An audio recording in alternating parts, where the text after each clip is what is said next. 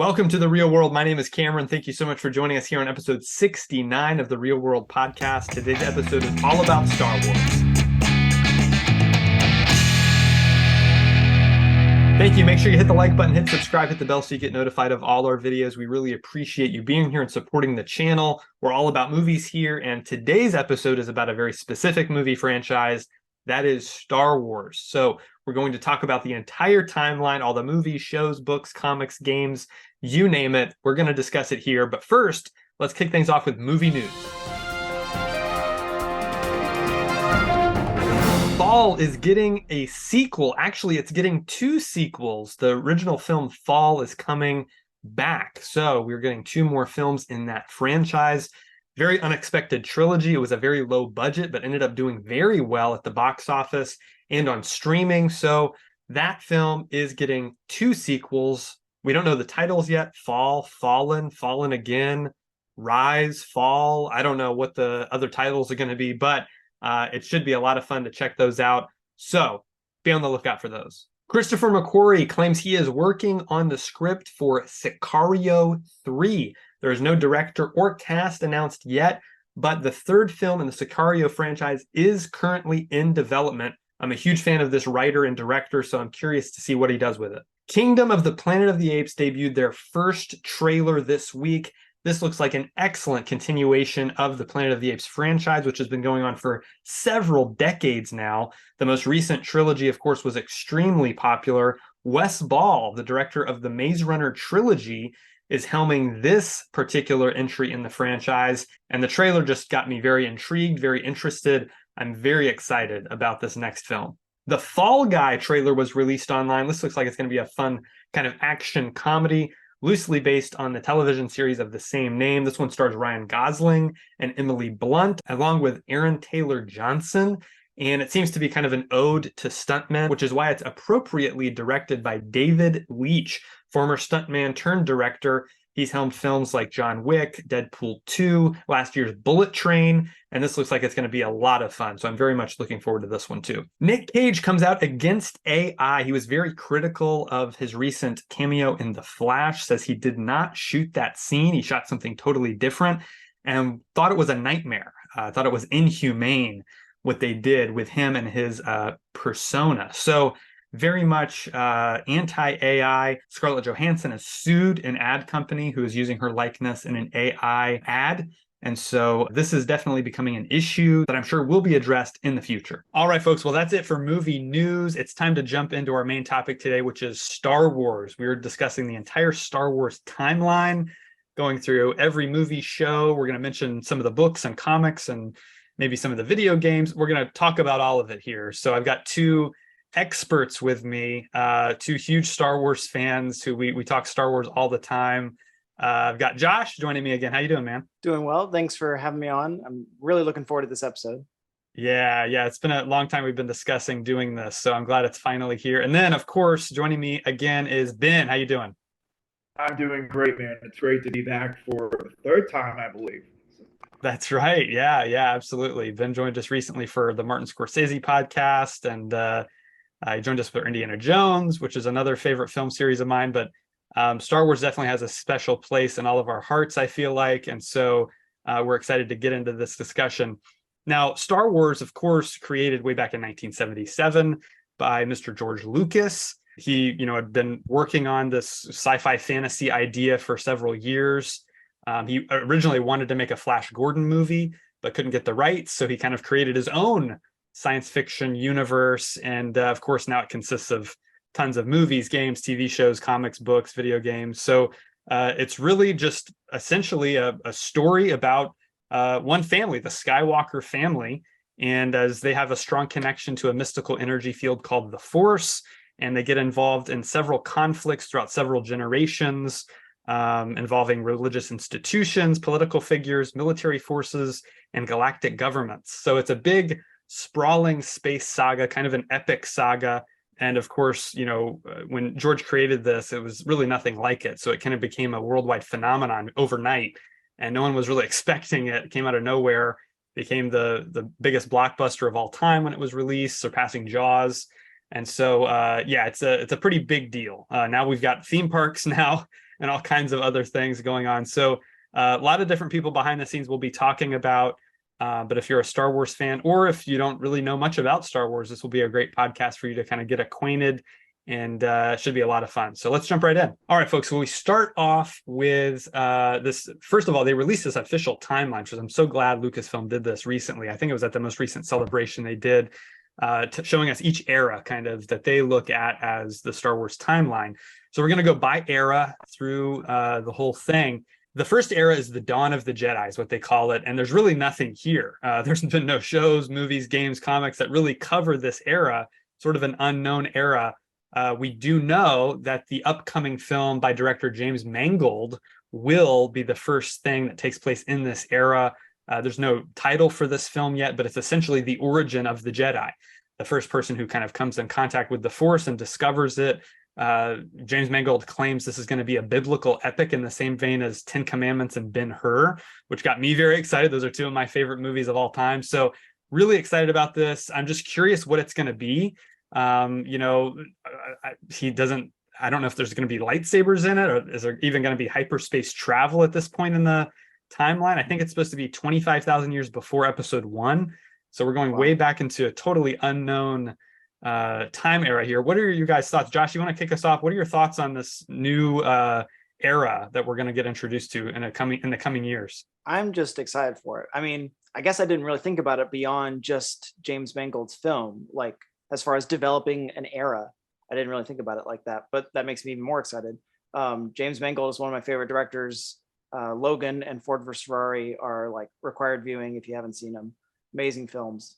And so just, yeah, hearing him describe it, it's gonna be like a biblical epic. I was already on board since he's directing, and now I'm like overly on board. So I out of the films that they have announced that they're releasing, at least in the batch that they did with these 3 films, the other 2 we'll get to later. Obviously, this is the one I'm most excited for.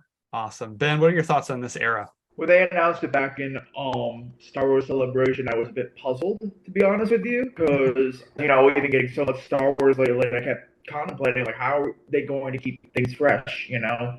Like, we're constantly diving into the Empire period, and I know there's going to become a time where people are going to get sick and tired of Stormtroopers and Death Stars and Darth Vader. I know Darth Vader will always be an icon, but there's so much you can do before it starts to get very, very dull. So when they announced that they were going to go back and actually showcase who were the very first people who harnessed the Force, I found that to be interesting. And it made me wonder, you know, are we actually going to see them on the planet Ahch-To again from The Last Jedi? Because apparently that is the first Jedi temple, or one of the very first Jedi temples that had a strong connection to the balance of the Force, powerful light, powerful darkness all over the island. So the way James Mangold described it as a biblical epic, I think that's the only way to do a story like that, because even though we all know Star Wars should always be epic, as much as it's fresh to have personal moments, if you're going to really kickstart Star Wars chronologically, it has to be an epic. So hopefully it has a good story to tell with relatable characters, and it doesn't have anything politically charged, if you know what I mean. Oh, yes. But I have faith in James Mangold, because I'm a huge fan of Logan and Wolverine, and I don't care what critics say, but I thought he did a great job with the last Indiana Jones movie. I was really happy with the final product. Yep, he's one of my favorite filmmakers. That one's definitely one I'm looking forward to as well. So yeah, so that's it for that era. Let's jump into the Old Republic. That's the next era chronologically.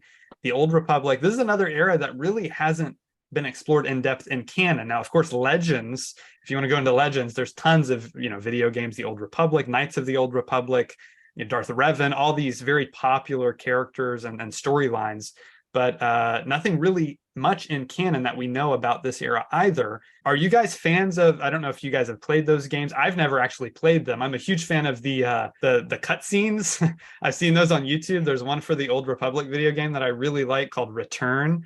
That's a really cool, like 5 or 6 minute little story we get to experience, which is, I think, great.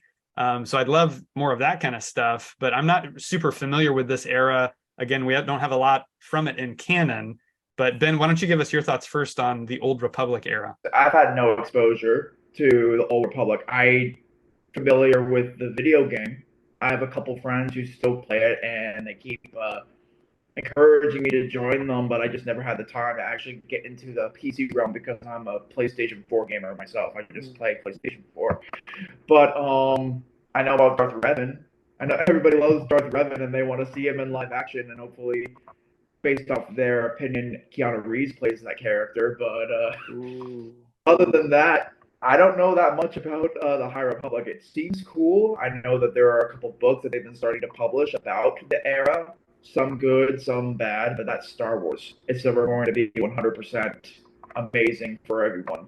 It never has. Right. So. Josh, any thoughts on the Old Republic? I've played Knights of the Old Republic, KOTOR, and I've watched my brother play a smidgen of the second game. And I kind of know the basic story with that. And then I've played a smidgen, a couple hours, I would say, of the Old Republic, as well as watching those amazing cinematic shorts. Was the one you were talking about when he comes into the Jedi Temple? No, I'm talking about the one where they're on that base and the Sith army returns and there's that gunslinger with the guy. Jedi. Yes, I think that's probably my favorite of the trailers. Actually, yeah, it's great. That one's just so much fun, and they did such a good job with those. Yeah, all of that. So anything they want to pull from those would be really cool. Obviously, like Revan, like you said, Ben is the big hitter. He's like the main thing that you would hope would be present. He's kind of like the imposing character, the main character of that era, kind of like Anakin is, or you could say Rey or Kylo is. So yeah, we'll see what they do here. One thing we could talk about now, because it's kind of a lot of these don't really have specific time errors, like you can kind of figure out, but some of them are before the prequel, some of them are after. So I thought we could talk about Visions right now if you guys want, because again, that's kind of a newer, I guess you could call it an animated series, anthology series. It's really, really good. I was a huge fan of every single one of these. The second season just dropped last year, and hopefully season 3 is coming up soon. These are just really cool animated shorts where they basically handed it off to a particular animation studio. I think the first season was all Japanese animation studios, if I'm not mistaken. And then season 2 was studios from all over the world. We had, Cartoon Saloon from Ireland. We had others from South America. We had an animation studio from India, just all kinds of different animation styles. And so I'm a huge fan of all these. The Duel, the first one, still stands out in my mind. The black and white, very Akira Kurosawa, like all the stuff that inspired Star Wars. So that one stands out to me. I was a huge fan of the story of the Ninth Jedi. That one stood out to me as well.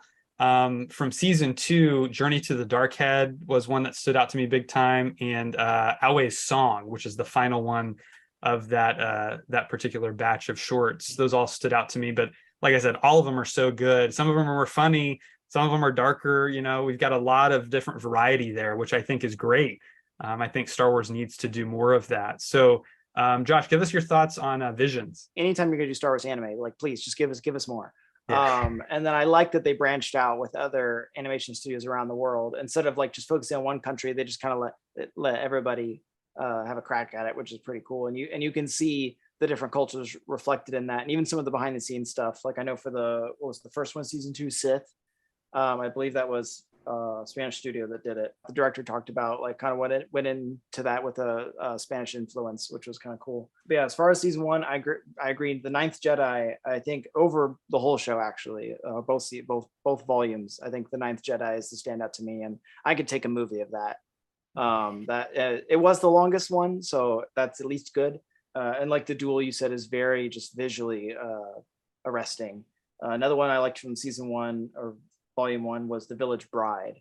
I thought that was a really unique and interesting. All these are really unique, but I just thought that one was like had a lot of really unique aspects that were all kind of melded together into it. And then the score is just beautiful. I don't recall offhand who did it, but volume 2, I think the main ones that stood out to me, I would say there were a few of them. Screecher's Reach, just because it was just totally different than what you'd see with that. Like, usually it's like the hero's journey, but it's the hero to become a villain, maybe. I don't know. Like, and just kind of that, like thematically, what we're dealing with there, I thought was really interesting.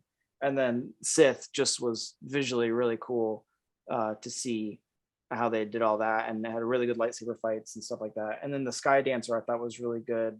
And I think it was really the end there with that tug on the heartstrings that they did, that you really, when you were like, oh, and you realize what's going on, that I think that one sealed the deal for me as being one of my favorites from that volume. Great But thoughts. yeah, volume 3. Hopefully we're getting volume 3. Yes, absolutely. Ben, what are your thoughts on Visions? I can appreciate how liberating it must have been for all these animators to actually embrace their creativity and tell distinct Star Wars stories that are connected but not.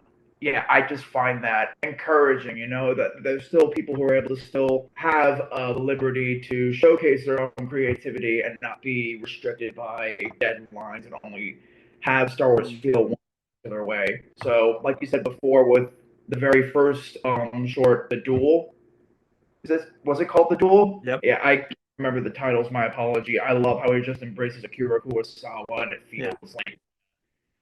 feels like just a TVMA type of Star Wars, which I just found to be really, really cool. And I think didn't Studio Ghibli do one? Or no, that was Outside with Grogu. I know that was Studio Ghibli, which I thought was cool. Right. And season 2, I know Aardman Studios, the people behind Chicken Run and Wallace and Gromit, they did about a mother and daughter surrounding a race, which I thought was good. And Josh, maybe you might be able to help me. Do you know the title of the short about the two sisters in season 2? They take down that water plant and Visions. In the Stars. In the Stars. That was like top tier when it comes to just Star Wars stories and stop motion animation. Like, it was really good. I thought it was up there with Nightmare Before Christmas and Coraline. That was how good I thought that was. So, yeah, I haven't had a chance to watch every single one of them, unfortunately, because, there's just so much content out there, films, different fandoms, but I will get to all of them eventually. But from what I've seen, incredible. And I can only hope that with season 3, if there's going to be a season 3, that they innovate things even more than they have in the past. Definitely. So great. Well, that's it for that. Let's jump into the High Republic. Now, the High Republic has really been developed recently through the books and through those books. I've actually borrowed this from my brother. He's got the Art of the High Republic, which I was thumbing through this past week, and it's really cool. We get, young Yoda. We get a Wookiee Jedi. I mean, there's all kinds of cool characters here. There's a cool storyline. It's very much a kind of like almost like a Wild West Star Wars, because the outer regions and Outer Rim is still very like kind of unknown, and there's people out there, but they don't know a whole lot about them. So the Jedi are kind of like Texas Rangers in like the 1800s, like going out there and trying to police and trying to figure stuff out. And there's this whole evil organization out there of kind of like mercenaries and marauders that they're having to deal with. So it's just an interesting era that I don't know a ton about, but as I've learned more, I've become more interested. So I definitely want to check it out. This is the era also where we're going to get the new series, The Acolyte, which is a live action Star Wars series coming to Disney Plus next year. Very excited about that. That takes place towards the end of the High Republic, only about 100 years before Episode 1. So it's going to kind of lead into the Phantom Menace in I think a really interesting way, and kind of see how the Jedi, start to fall apart and start to get corrupted, and how the Sith start to rise and this kind of stuff. So very interested in that show. We haven't really even seen any footage. I think they showed footage at Star Wars Celebration, because I remember reading a description about it, but we don't really know a ton about the series yet. They haven't revealed any footage. So definitely interested in that. Another thing I'll talk about in this era is one of my favorite books that they've done recently by a guy named Cavan Scott. It is called Dooku Jedi Lost. This is an awesome book. If you're at all a fan of the prequels, it's a must read. What they do with Dooku here, you understand him so much better.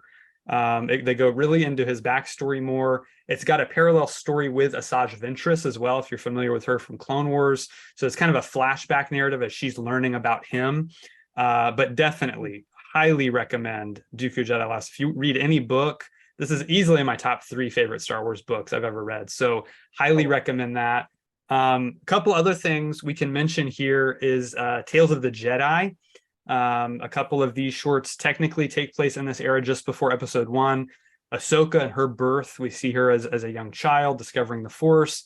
and a couple of them with Count Dooku, which are great too. So I was a huge fan of those Tales of the Jedi shorts. I know they're making a second season. We don't know, who they're going to focus on, but that's definitely some stuff I wanted to mention. And then lastly, Darth Maul has a comic series, which I really like. This is right before episode 1 as he's kind of rising to power. And then Claudia Gray, who's another great author, wrote Master and Apprentice, which focuses on Obi-Wan and Qui-Gon just before episode 1. So I'd recommend that one as well. So a lot of stuff going on in the High Republic. They've expanded it a lot recently. And so what do you guys think about this era? Anything stand out? First of all, I was thinking about it, and I think it's interesting that I guess they have to put a division line somewhere, but I feel like it's interesting that they're putting letting the High Republic go all the way up to episode 1 and kind of letting that be the kickoff of that era, because I don't know, I haven't read any of I have several of the books and haven't read them for the High Republic, including Master and Apprentice.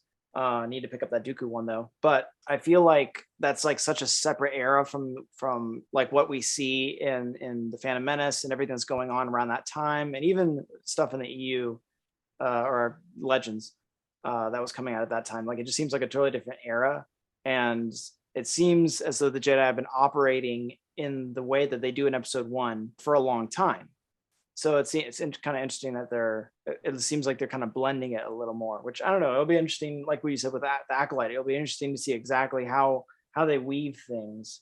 But yeah, those Tales of the Jedi episodes with Dooku are probably I just gobbled them up. They were just amazing. Anything with Dooku, and I need to get that book. But yeah, I don't know. That's really all. I am not really well read in this era, even though I could be because I have the books. But gotcha. Ben, any thoughts on the High Republic? Like I said previously, I haven't had that much exposure to this era, but all the books I've seen on the shelves have fascinated me, and I hope to have read at least one in the near future, especially with the Acolyte coming up soon. Not that it's going to connect to anything. Maybe it will, maybe it won't. But I will say, when it comes to the Acolyte TV series, I'm really excited.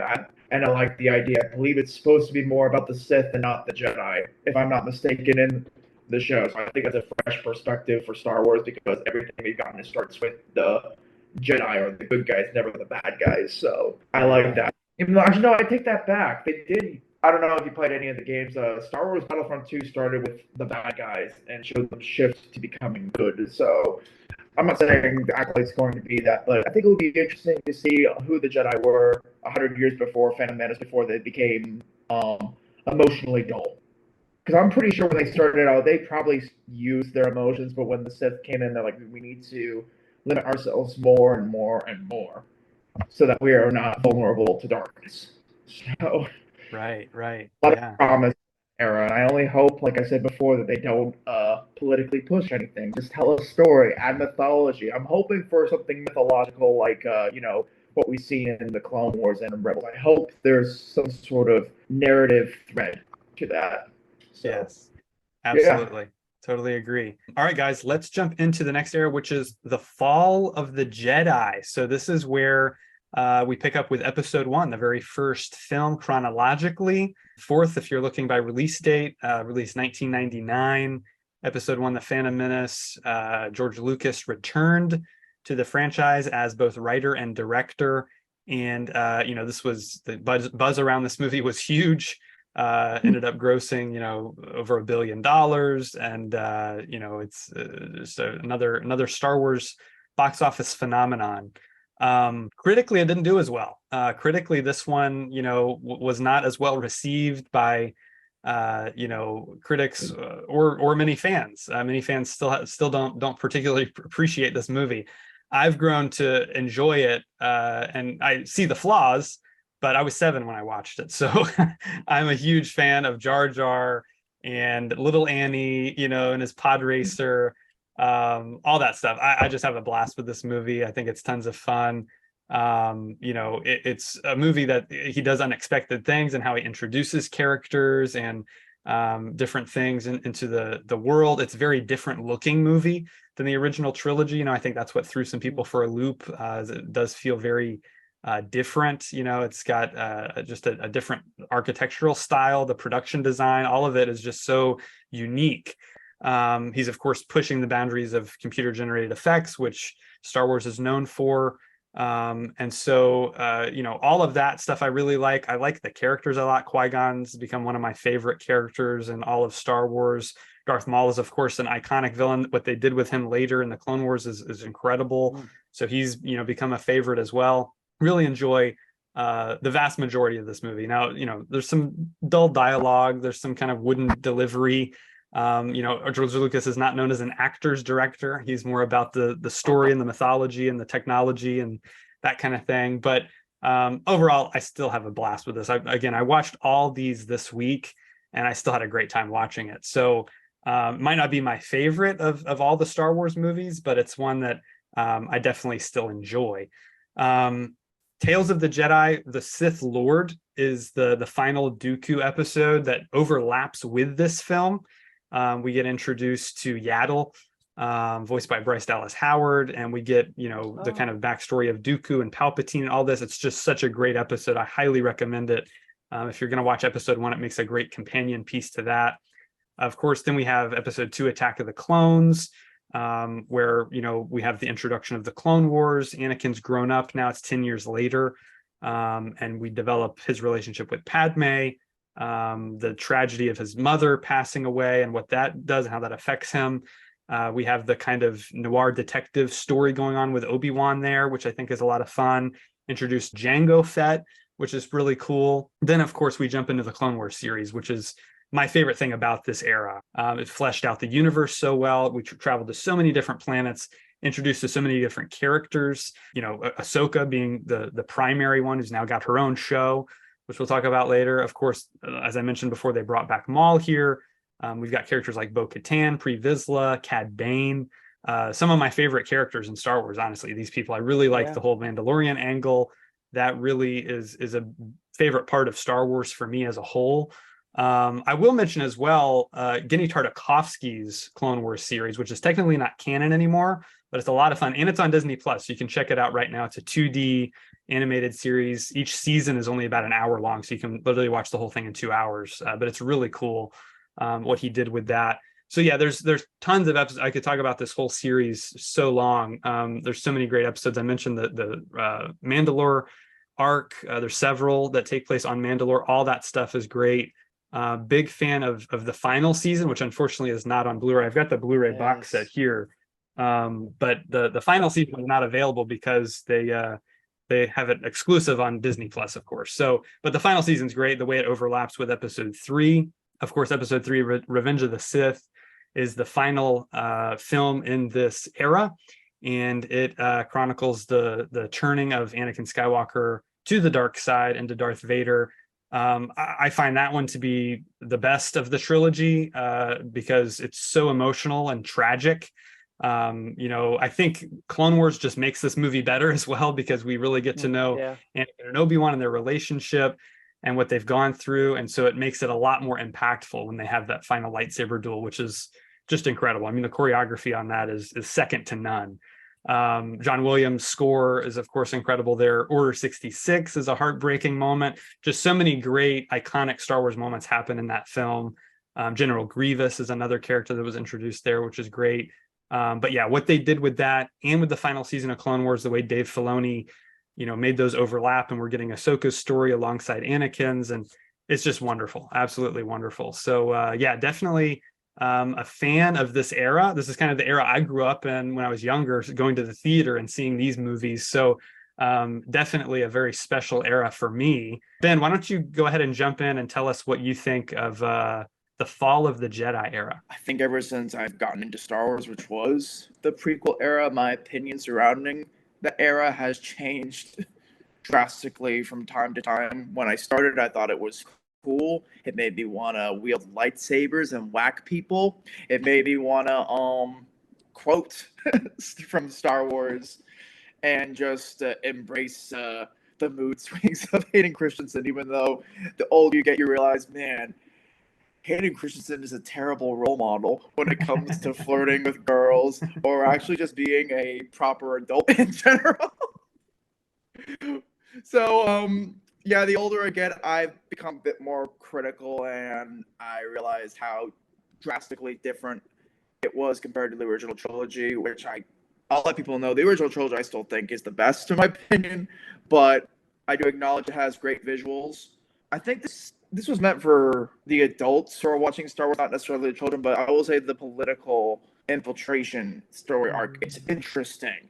But the thing that makes the era, and I think you would agree as well as Josh, is the Clone Wars. The Clone Wars brings everything together by expanding the mythology, giving a better understanding as to why Anakin turns in episode 3, because the reasonings in episode 3, in my opinion, was weak. But if you incorporate all the events that happened in the Clone Wars, it's easier to accept the fallout of Anakin Skywalker and the birth of Darth Vader. But out of the 3 films, Revenge of the Sith is still the best. It's the most emotional, most tragic, and it bleeds directly into what to expect in the original trilogy, for the most part, even though there's a 19-year gap in between. So, yeah. All right. Thanks, Ben. Josh, what do you think about this era of Star Wars? So, like you guys, this is the era that I really grew up in, or maybe grew into Star Wars, I would say is maybe a better word. Because, like, obviously, you know, like any good parent, my parents showed me the original trilogy first.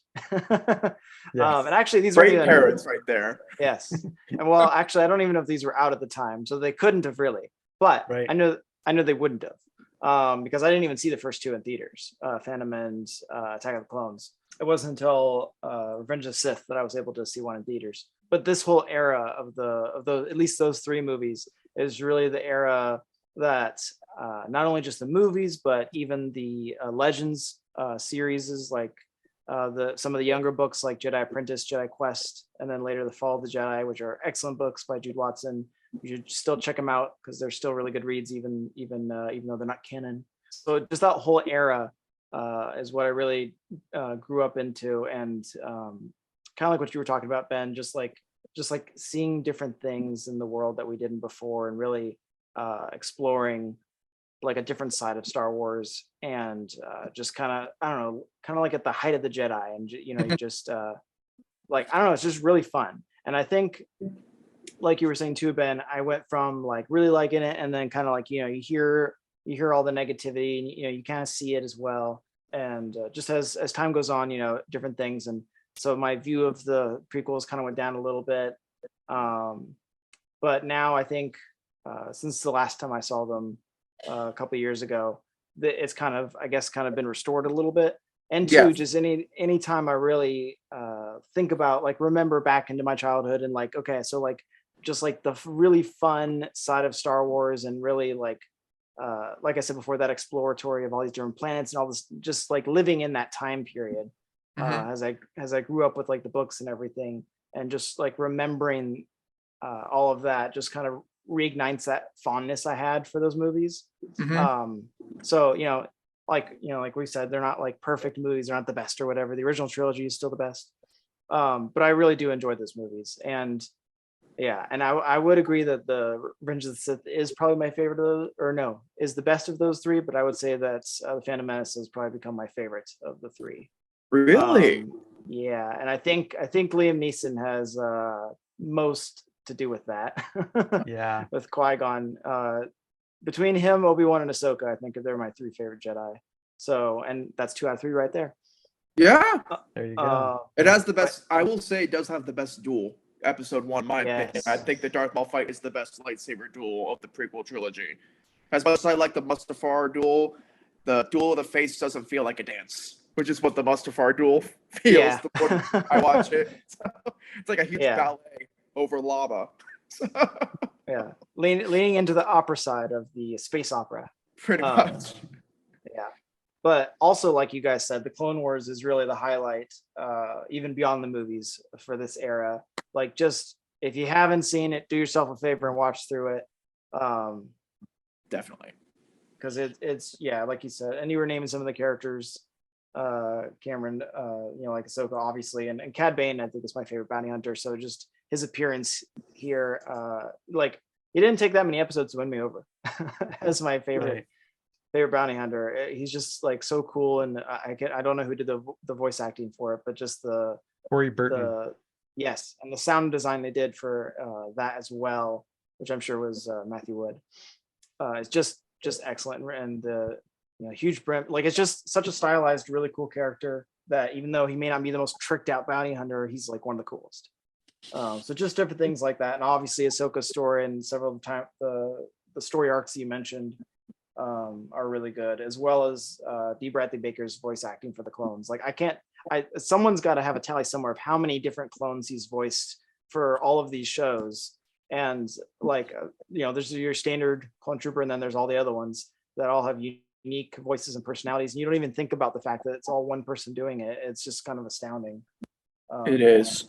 Oh, and like you were talking about, Cameron, and also with the one Dooku episode that we get with the Sith Lord, anytime we're seeing something going on screen, and then we get clues to cue us to what's happening in the movies at the same time, is just like, gives me chills. It's so cool. And especially for that Dooku episode, was like haunting to like, you sense that foreboding and like, oh, what's going to happen to Qui-Gon, and like, you just feel that tug, that tension so well in all these episodes. And then the Ahsoka ones later with her and Rex while the Revenge of the Sith is playing, and that was just handled so excellently. It's amazing. Yeah, I agree. You brought up Matthew Wood. I just had to pull up this picture on my phone of me with Matthew Wood. Nice. At Star Wars Celebration. Wow. That was a fun moment. I got to run into him and take a picture. Was this 2017? 2017. Yep. 2017. So the Orlando. Yeah. I keep shooting myself in the foot for not showing up to that, because that looks so cool. It was awesome. Yeah. Getting to talk to the voice of General Grievous and all the battle droids, and obviously he's sound engineer extraordinaire now. He's kind of taken over for Ben Burt. So yeah, that was pretty cool. But he's great. That whole era is really interesting. I've got a couple things. The comic book called Obi-Wan and Anakin, which is a fun kind of limited run they did. So that's worth checking out. A story arc that they didn't get to finish, they turned into a book called Dark Disciple with Asajj Ventress and Quinlan Voss. Yes. Definitely worth reading. Really, really cool. Yeah, so definitely a fun era. Now we're moving into the Reign of the Empire. So episode 3 ends with the fall of the Republic and the creation of the Galactic Empire, with Palpatine appointing himself emperor. This series, it's cool because it leads right in from Clone Wars and from the end of that whole thing and episode 3 right into the Bad Batch. So the Bad Batch is the latest animated series, has 2 seasons now. 3rd season is coming soon, 3rd and final season. So Bad Batch is a lot of fun. We get to know this group of clones that we got introduced to at the end of Clone Wars, and we get to see what they experience as they go through Order 66, and they're dealing with all these different things going on with the galaxy, and they kind of go on the run, decide not to join the Empire. And it's a really fun show. D. Bradley Baker, as you guys were just talking about, he just outdoes himself here because he's playing all the main characters, and they're all so distinct. And their interaction is just great. Again, like you said, you just forget that it's one guy doing all this. It's just really incredible. So that's a really fun show. I really like what they're doing there, showing us how the Republic becomes an empire, how the clones are phased out, and we bring in stormtroopers and that whole thing. It's just really fascinating for those of us Star Wars fans who have been around forever. We've had questions about this kind of stuff, and they're answering these questions. So it's really, really cool. Several books in this era. I'll go through these kind of quickly. There's a comic book called Kanan, which is definitely worth checking out. Follows The Last Padawan, it's called, because he's on the run. Order 66 happens, his master dies, and he's on the run. Leads into the Rebels show. This book also leads into Rebels. This is how Kanan met Hera. It's called A New Dawn. So that's definitely worth a read. The Tarkin book is really good. Grand Moff Tarkin, get more into his background, his relationship with Vader as they're kind of working together. Then we have a great book called Lords of the Sith. This is a Vader and Palpatine story as they kind of get stranded on this planet and they have to survive together. It's really, really cool. And then, of course, we have the Ahsoka book, which is really good too. Worth checking out kind of what she's up to. And then, of course, we have both the Leia book, Princess of Alderaan, and Rebel Rising, which is about Jyn Erso. So all these books are worth checking out if you want to dive deeper into these characters in this timeline. There's another Tales of the Jedi episode, which actually overlaps with that book I just showed about Ahsoka, called Resolve, where she faces an Inquisitor, and kind of is resolved to join the fight, join the rebels and the Rebel Alliance. So that's a big part of that era. Then, of course, we have the film Solo. Solo, of course, takes place in this era as well.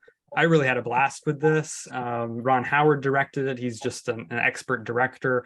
I really liked the whole cast. I thought they all did a great job. It's a kind of fun Western heist film, which I'm big into. I'm big into the kind of underworld of Star Wars. You'll notice that more as we talk more about this stuff. I'm into the kind of bounty hunters and scoundrels and smugglers, and that's what this movie is. I mean, it's all about, there's no Jedi in sight, right? So this was a lot of fun for me, and I thought it struck the right tone, had a lot of humor in there, which was fun. We got a glimpse of Maul again and Crimson Dawn, and they set something up there with him and Kira, which I hope we one day get to explore more of. I don't know if they have any plans or not, but hopefully. Another part of this era is the Obi-Wan Kenobi series. Ewan McGregor back in the role, and Hayden Christensen back, of course, as Darth Vader as well. Thought it was really fun. I thought it should have been a movie. It was originally planned to be a movie, and I think it would have worked a lot better as a movie. But a lot of unexpected stuff. I did not expect to see a young Leia in that show. I thought that was really fun. Bail Organa played a big role. I really wanted more of Owen Lars. I think Joel Edgerton is great in that role. And I really wanted more of their relationship. I'm really curious about kind of the Obi-Wan Owen relationship, as, you know, Luke's there and they're both kind of trying to raise him, and like, it's just such an interesting dynamic that I thought they could have explored more. But maybe we'll get a season 2. Ewan McGregor says he wants a season 2, so I don't know, it may end up happening. That would be kind of cool. And then another show which got critical acclaim is Andor. Of course, the first season, 12 episodes, incredible series, very well written, beautifully shot. The performances are fantastic. It's just excellent. Everything about it is just wonderful. It's different. It's a more mature show. It's not necessarily for younger audiences. There's some language in it. There's some heavier violence, heavier themes, which kind of turned me off at first. Honestly, I'm not a fan of Star Wars kind of going in that direction, really.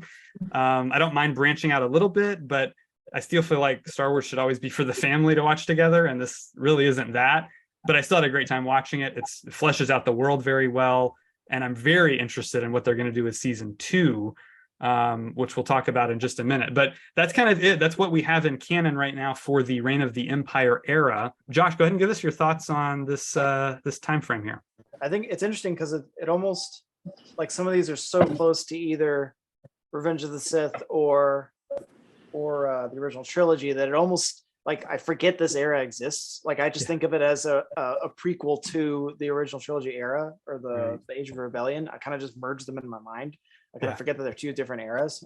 And it's kind of a short era. I mean, I guess not really. Like I think Ben said earlier, it's like 19 years. Yeah. But it just feels really short. And maybe that's because there's not as much in it. There's no, there's not like a trilogy in it, so to speak. So maybe that's kind of what leads to that a little bit. But yeah, I have a couple of those books. I haven't read any of them. I have way more Star Wars books than I've read, at least of all the new Disney canon anyway. Bad Batch, I think, is the Bad Batch, Andor especially, I think, are the big highlights here, even above Obi-Wan, which I think was good. I kind of agree. I think it would have maybe served a little bit better as a movie. The actress who played Leia was a standout in the show. I hope she's able to do more, because that was really cool.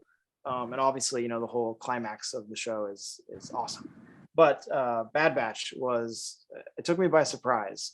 Because it was like, you kind of see him, like you said, like an episode or 2 at the end of the Clone Wars, and then they kind of like go off and do their own thing, and it's really cool to see that story. And it's cool to see, especially in the second season, how they, like you were saying, develop, flesh out other things, even connecting to the sequel trilogy, like connecting threads that you can pick up on. And there's like a lot of really cool characters. The huge standout for me is the animation, especially in season 2. I was just like, episode after episode, I was like, oh my gosh, do you see that? Oh my gosh, this and that. And it was just beautifully done. Some of the best they've ever done. So if and when I assume they'll venture out on a new animated show in this style, something between this and Rebels, I can't wait to see what it is, because it'll start out like this beautiful. which will be really cool with all the digital assets they already have accumulated across all these shows. And then the Solo movie, I think, is excellent, underrated. Another one of those movies that was kind of ruined by the fact that everyone heard everything about what was going on beforehand and just kind of judged the movie before they saw it. And then, you kind of saw that was true because it got all that good word of mouth afterwards, after it came out. And then obviously Andor season 1, which was just excellent. I don't mind so much if Star Wars is going to venture into maybe more mature stuff as far as violence goes. If it's going to be like a specific thing like this, where it's like, okay, we're talking about a season of a show or maybe 2 seasons of a show. It's one isolated thing. And it's kind of communicated that's what that is beforehand. But one thing I didn't really care for was a little bit of there wasn't anything shown, but you just kind of knew what was going on, like sexual things. That was like, no, that's Star Trek. Leave the worldliness over in Star Trek. Star Wars is not that. Don't bring it in. We don't want it. Leave it over there. Like you said, Star Wars at the heart of it is family friendliness, and so I feel like violence is maybe the one thing they can get away with. But other than that, I don't think they should venture out. But that was an amazing show. Great act. Like there's nothing I can say bad about it. Like you said, the acting, the writing, especially the writing, but even I really liked seeing Mon Mothma in this character. I think she was like a big point, even maybe more than Andor. I feel like she, maybe just because she had, I don't want to say really like more to do, but I feel like her storyline and just seeing her interactions and even the connecting piece with Stellan Skarsgård's character, which his ship was awesome, by the way. But yeah, it was just really, really well done show. Absolutely. Ben, give us your thoughts on the reign of the Empire. This was an interesting era. I'm happy actually that when they announced the new timeline frame at Celebration, they actually put all these TV shows and movies in a single era that was separate from the original trilogy. Because beforehand, I had everything like all together. The Empire and the Rebellion was becoming too much for me to remember. So to have it in a particular category, it helps relieve my mind a bit. But talking about each project, the Bad Batch, I was really happy with. By the time the Clone Wars wrapped up in season 7, as great and tragic as it was, I thought that was the last we were going to get of that usual animation style, which I think is a lot better than the Rebels show.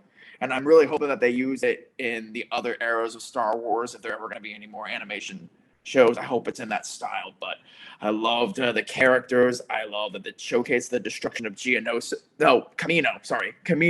I love the destruction of Camino. Season 2 felt like Empire Strikes Back, where everything was just going to hell and people were failing. I'm like, this is the type of stuff I like to see. I don't want to see them constantly succeeding because it makes the bad guys look so easy to defeat. The Empire needs to be a menace to the galaxy. And as long as you showcase the menacing factor of the Empire, it makes it more interesting for the rebels to actually strategize on how to rise up and win, which I think is a major reason as to why I thought Andor was interesting, even though, like Josh said before, I was turned off by the adult elements that they presented in the first serial of Andor. I looked at it, I'm like, you know what? Star Wars is meant for kids.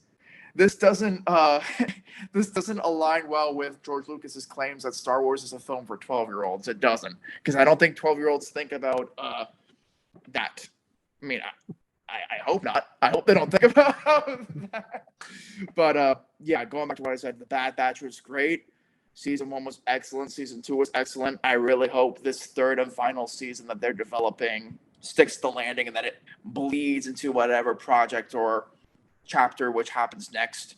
Which chronologically, what happened next was Solo, a Star Wars story, which I'm still 50-50 about. It's fun. I like the underworld area that it explores, but thinking about it as a movie, I'm not sure if it was worth it. I don't think we needed to tell that story because we already know about Han Solo, how he got the Falcon, who Lando is. It's a lot more fresh to introduce them in the original trilogy, just my opinion.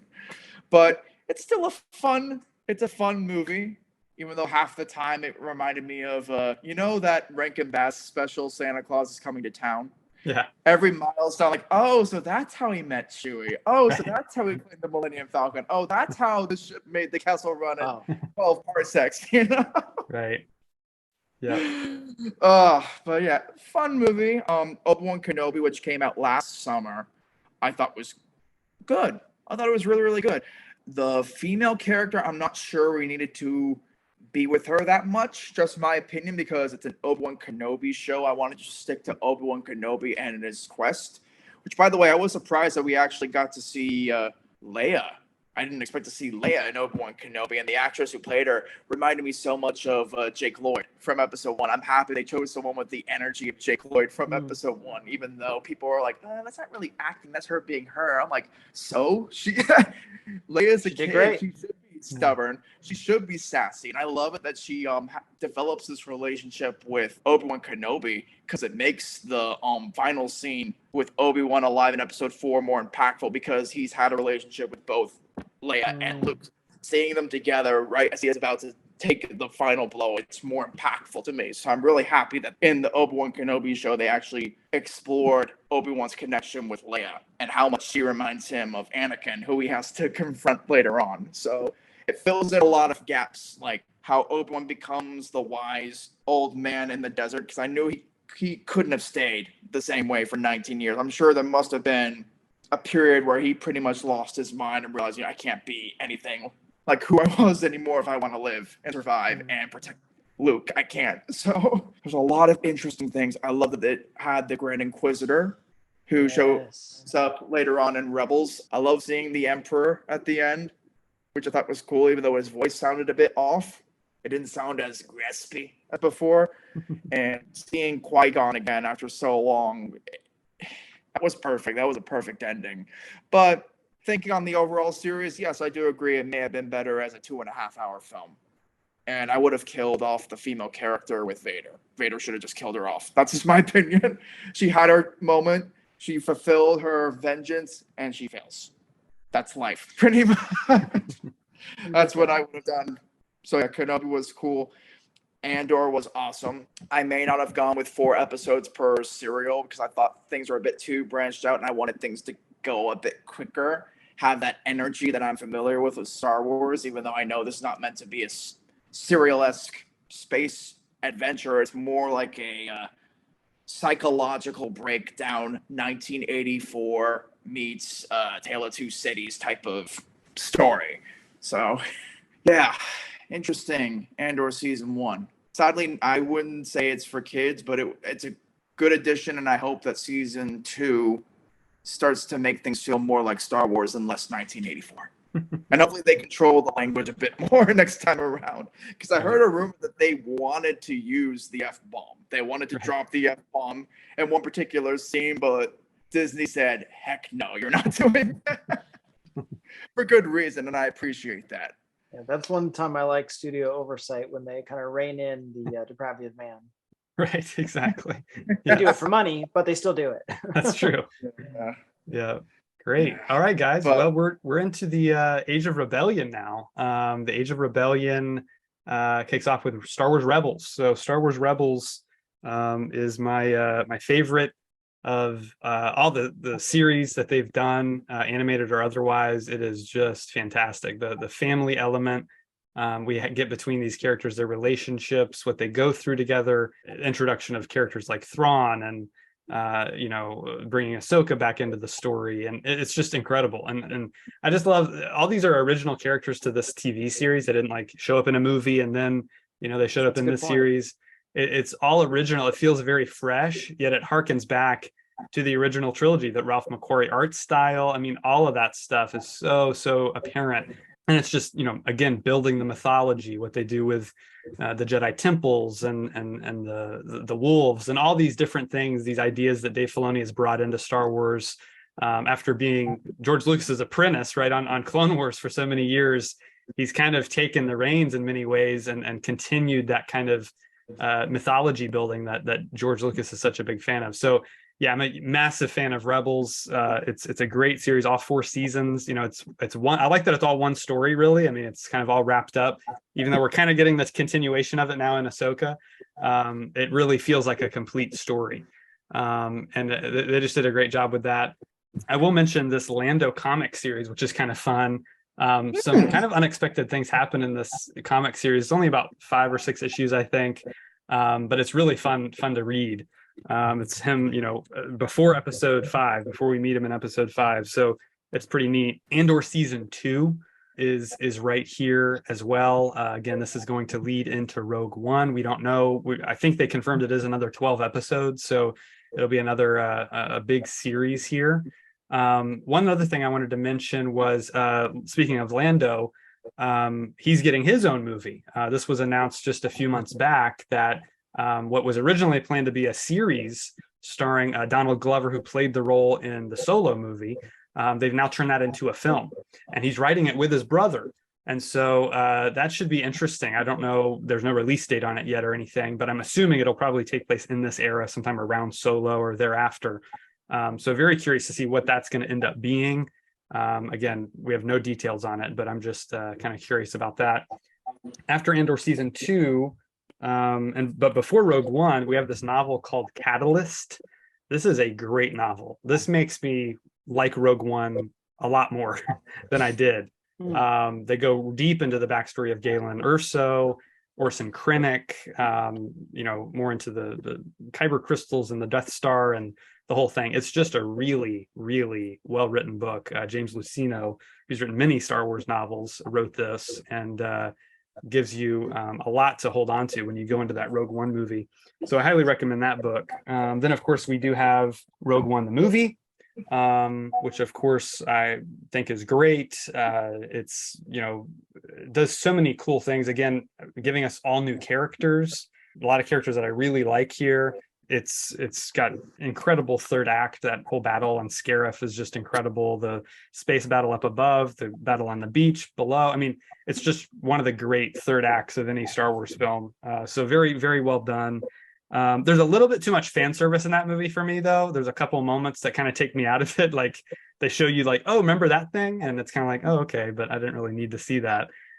So there's a couple moments in it that I'm not crazy about, but overall, I think it's still a really good movie. Really like all the actors in it, I think, do a great job. That, of course, leads into the original film, Episode 4, A New Hope. I have the limited edition widescreen DVD from like 2004. This includes the theatrical cut. This is the last time it was released on physical media. And so I can actually watch what audiences experienced in 1977. The opening crawl starts and it doesn't say Episode 4, A New Hope. It just starts with the time of Civil War. It's really cool. But it does include the special editions. Special editions I'm not a fan of at all. I think they're abominations. They never should have been made. I really dislike the special editions. I just think they kind of ruin what all those artists did back in the 70s and 80s. It's kind of like just trying to put a new coat of paint on something and it just doesn't quite match up. It doesn't really work for me. So then we go into some more books. Smuggler's Run, a Han and Chewie book, which is tons of fun. We've got The Weapon of a Jedi, Luke Skywalker kind of story there. Heir to the Jedi, another Luke story, because there's 3 years right between episode 4 and 5. So we have all these different stories. Battlefront, Twilight Company is kind of a cool book that ties in with the video game there. And then a bunch of comic books. I mean, there's so many here. I'm not going to go through all these, but there's the mainline Star Wars, kind of just comics that fill in all that time with Han, Leia, and Luke. And then there's other stuff like Darth Vader got his own comic series, which is really probably my favorite of all these. Princess Leia got her own thing where she went off and did some adventures. Dr. Aphra is a new character I really like. She's kind of like an archaeologist who's working for Vader. Yeah, she's pretty cool character. Chewbacca got his own mini run there. And then, of course, Han Solo got his as well. So a lot of cool comics there. I collected those for a long time, as you can tell, after they were like, everything's canon now. And I was like, oh, I want to read all of it. I've, of course, stopped that years ago because it just got to be too much. One book I wanted to mention before we get into episode 5, which I know you guys are probably itching. Ben, I know, is itching to talk about episode 5. Splinter of the Mind's Eye. This is a really cool book. So this is what episode 5 was gonna be if the first movie didn't make any money. George Lucas had a backup plan, and this was his like low budget sequel that he had commissioned. Alan Dean Foster wrote the novel, and it's really good. It's really definitely worth watching. It's focused more on Luke and Leia. and it's a smaller scale thing. It's all on one planet, it's really cool. So check that out if you haven't. And then, of course, we have episode 5 of The Empire Strikes Back. Many hail it as the greatest Star Wars film ever made. Irvin Kershner came in to direct. Lawrence Kasdan wrote the screenplay, which is fantastic. Great dialogue, great, explore the characters more. That incredible reveal at the end. So many great things. It goes darker, it has just a great pace to it. It's a really well-made movie. Came out in 1980 and it holds up extremely well. Finishing out this era, we have just a couple more things. Moving Target. This is a book about Leia that takes place between 5 and 6. So it's kind of like they're kind of going to rescue Han. Like before they go rescue Han, she has to go do this thing with Nien Nunb. And that's a fun one. That's a fun one to read. And then, of course, episode 6, my personal favorite of the original trilogy, Return of the Jedi. This movie's just great. I love conclusions, and like when they can wrap stuff up in a satisfying way, I typically will be like, yes, that's that. They did it. They pulled it off. And I think they pulled it off here. I love the Ewoks. I know a lot of people are like, we should have had Wookiees. That would have been cooler. But the Ewoks are kind of like what sum up Star Wars. It's like the underdogs win. That's the whole kind of thing of Star Wars. So David and Goliath.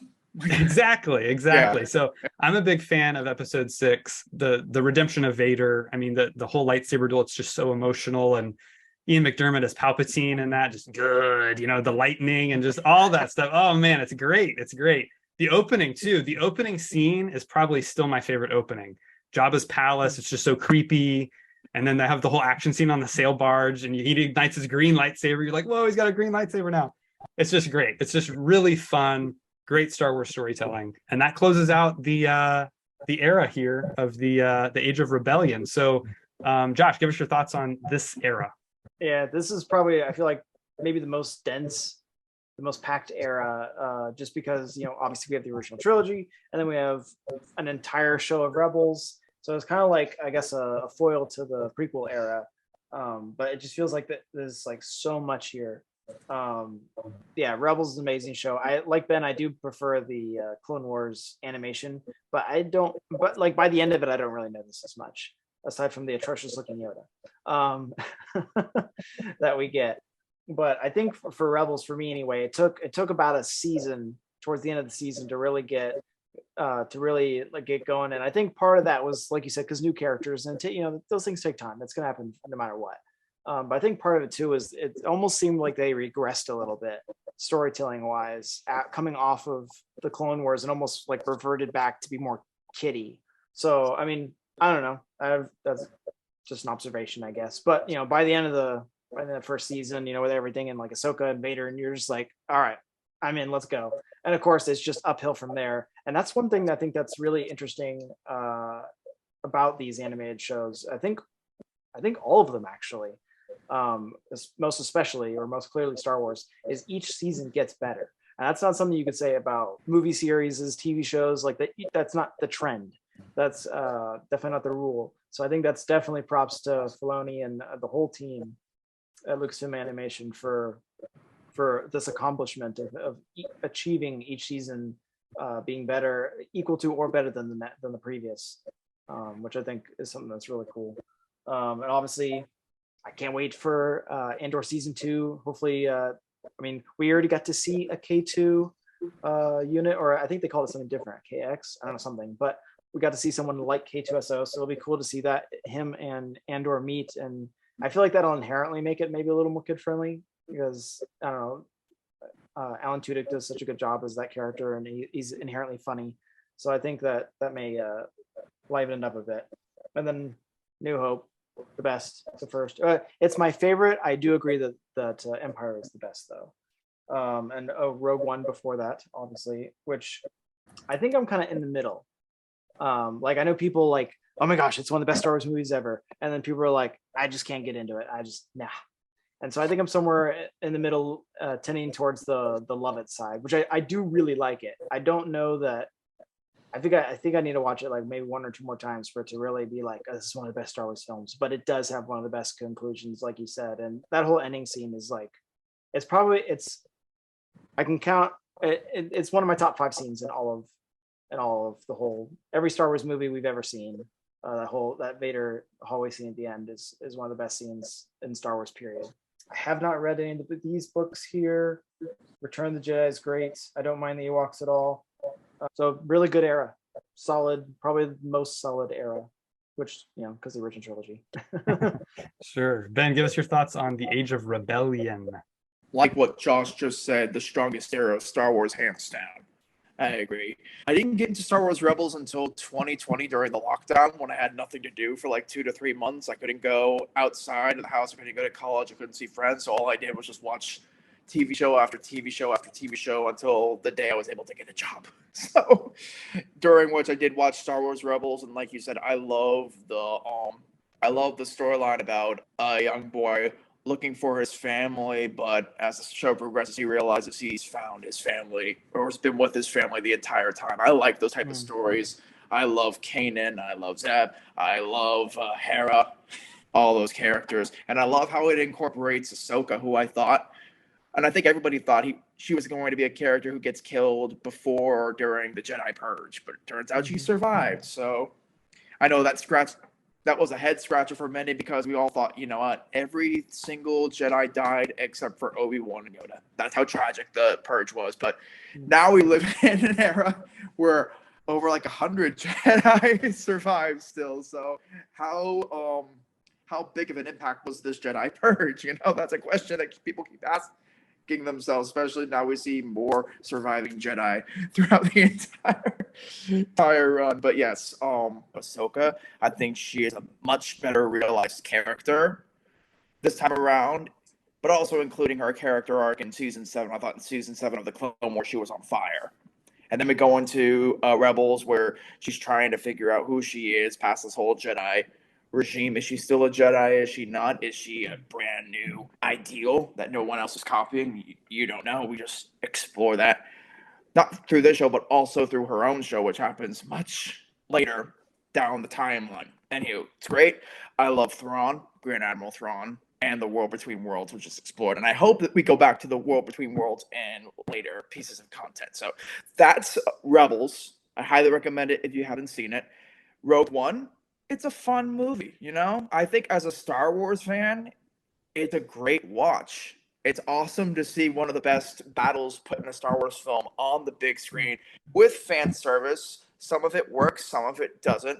But remaining positive, I will say it's one of the best endings to a Star Wars film I've seen. Perhaps the best ending I've seen from a Star Wars film because it makes you incredibly excited for what comes next following this film because you know what comes next. Like, watching Rogue One and A New Hope together, that is one epic story to watch at home. So that's Rogue One. Great action, good third act. My only issue is the characters, but thankfully Andor has been fixing my issue. So I'm hoping once Andor season 2 ends, I will love Rogue One, even with its flaws, but just collectively it will be a much better rewatch. So that's Rogue One. A New Hope, man. Who doesn't love A New Hope? If you say you don't like A New Hope, I'm like, how? A New Hope is the stepping on point. Like, if you're new to Star Wars, I wouldn't recommend Episode 1. I would recommend A New Hope, because A New Hope is the adventure which introduces the Force. It introduces the Jedi and the dark side of the Force, and hopefully by the end it makes you intrigued to expand your horizons on what the Star Wars universe is and what it collectively entails. So it's great. Has memorable characters: Luke Skywalker, Han Solo, Princess Leia, Chewbacca, Ben Kenobi, C-3PO, R2-D2. Not a single character in that movie I do not hate. I don't hate a single character in that movie. I think they're all great, including Darth Vader and Peter Cushing, may he rest in peace, as Tarkin. It's Tarkin, right? Not Tolkien. Good. Tarkin. Yes. So, yeah, that's A New Hope. It's great. I recommend the 1977 cut, not the special edition cut. Never seen Star Wars, want to get into Star Wars, watch A New Hope. Say no more. Watch A New Hope. The Empire Strikes Back is my personal favorite Star Wars movie, not just because of its story, but how it was made. I think Irvin Kershner is the best director to have made a Star Wars film, other than George Lucas, because it's George Lucas's baby. I think his shots are iconic and memorable. The lighting, the score by John Williams is at its strongest, and the performances of Harrison Ford. I think Harrison Ford, he seemed like he was interested in exploring Han Solo in Empire Strikes Back. Just my opinion. Carrie Fisher was good. Mark Hamill was good, even though I know some people are critical about his whiny scene when he realizes that Darth Vader is his father. I'm fine with it. And I love Billy D. Williams as Lando Calrissian. I think he's funny. He's gray.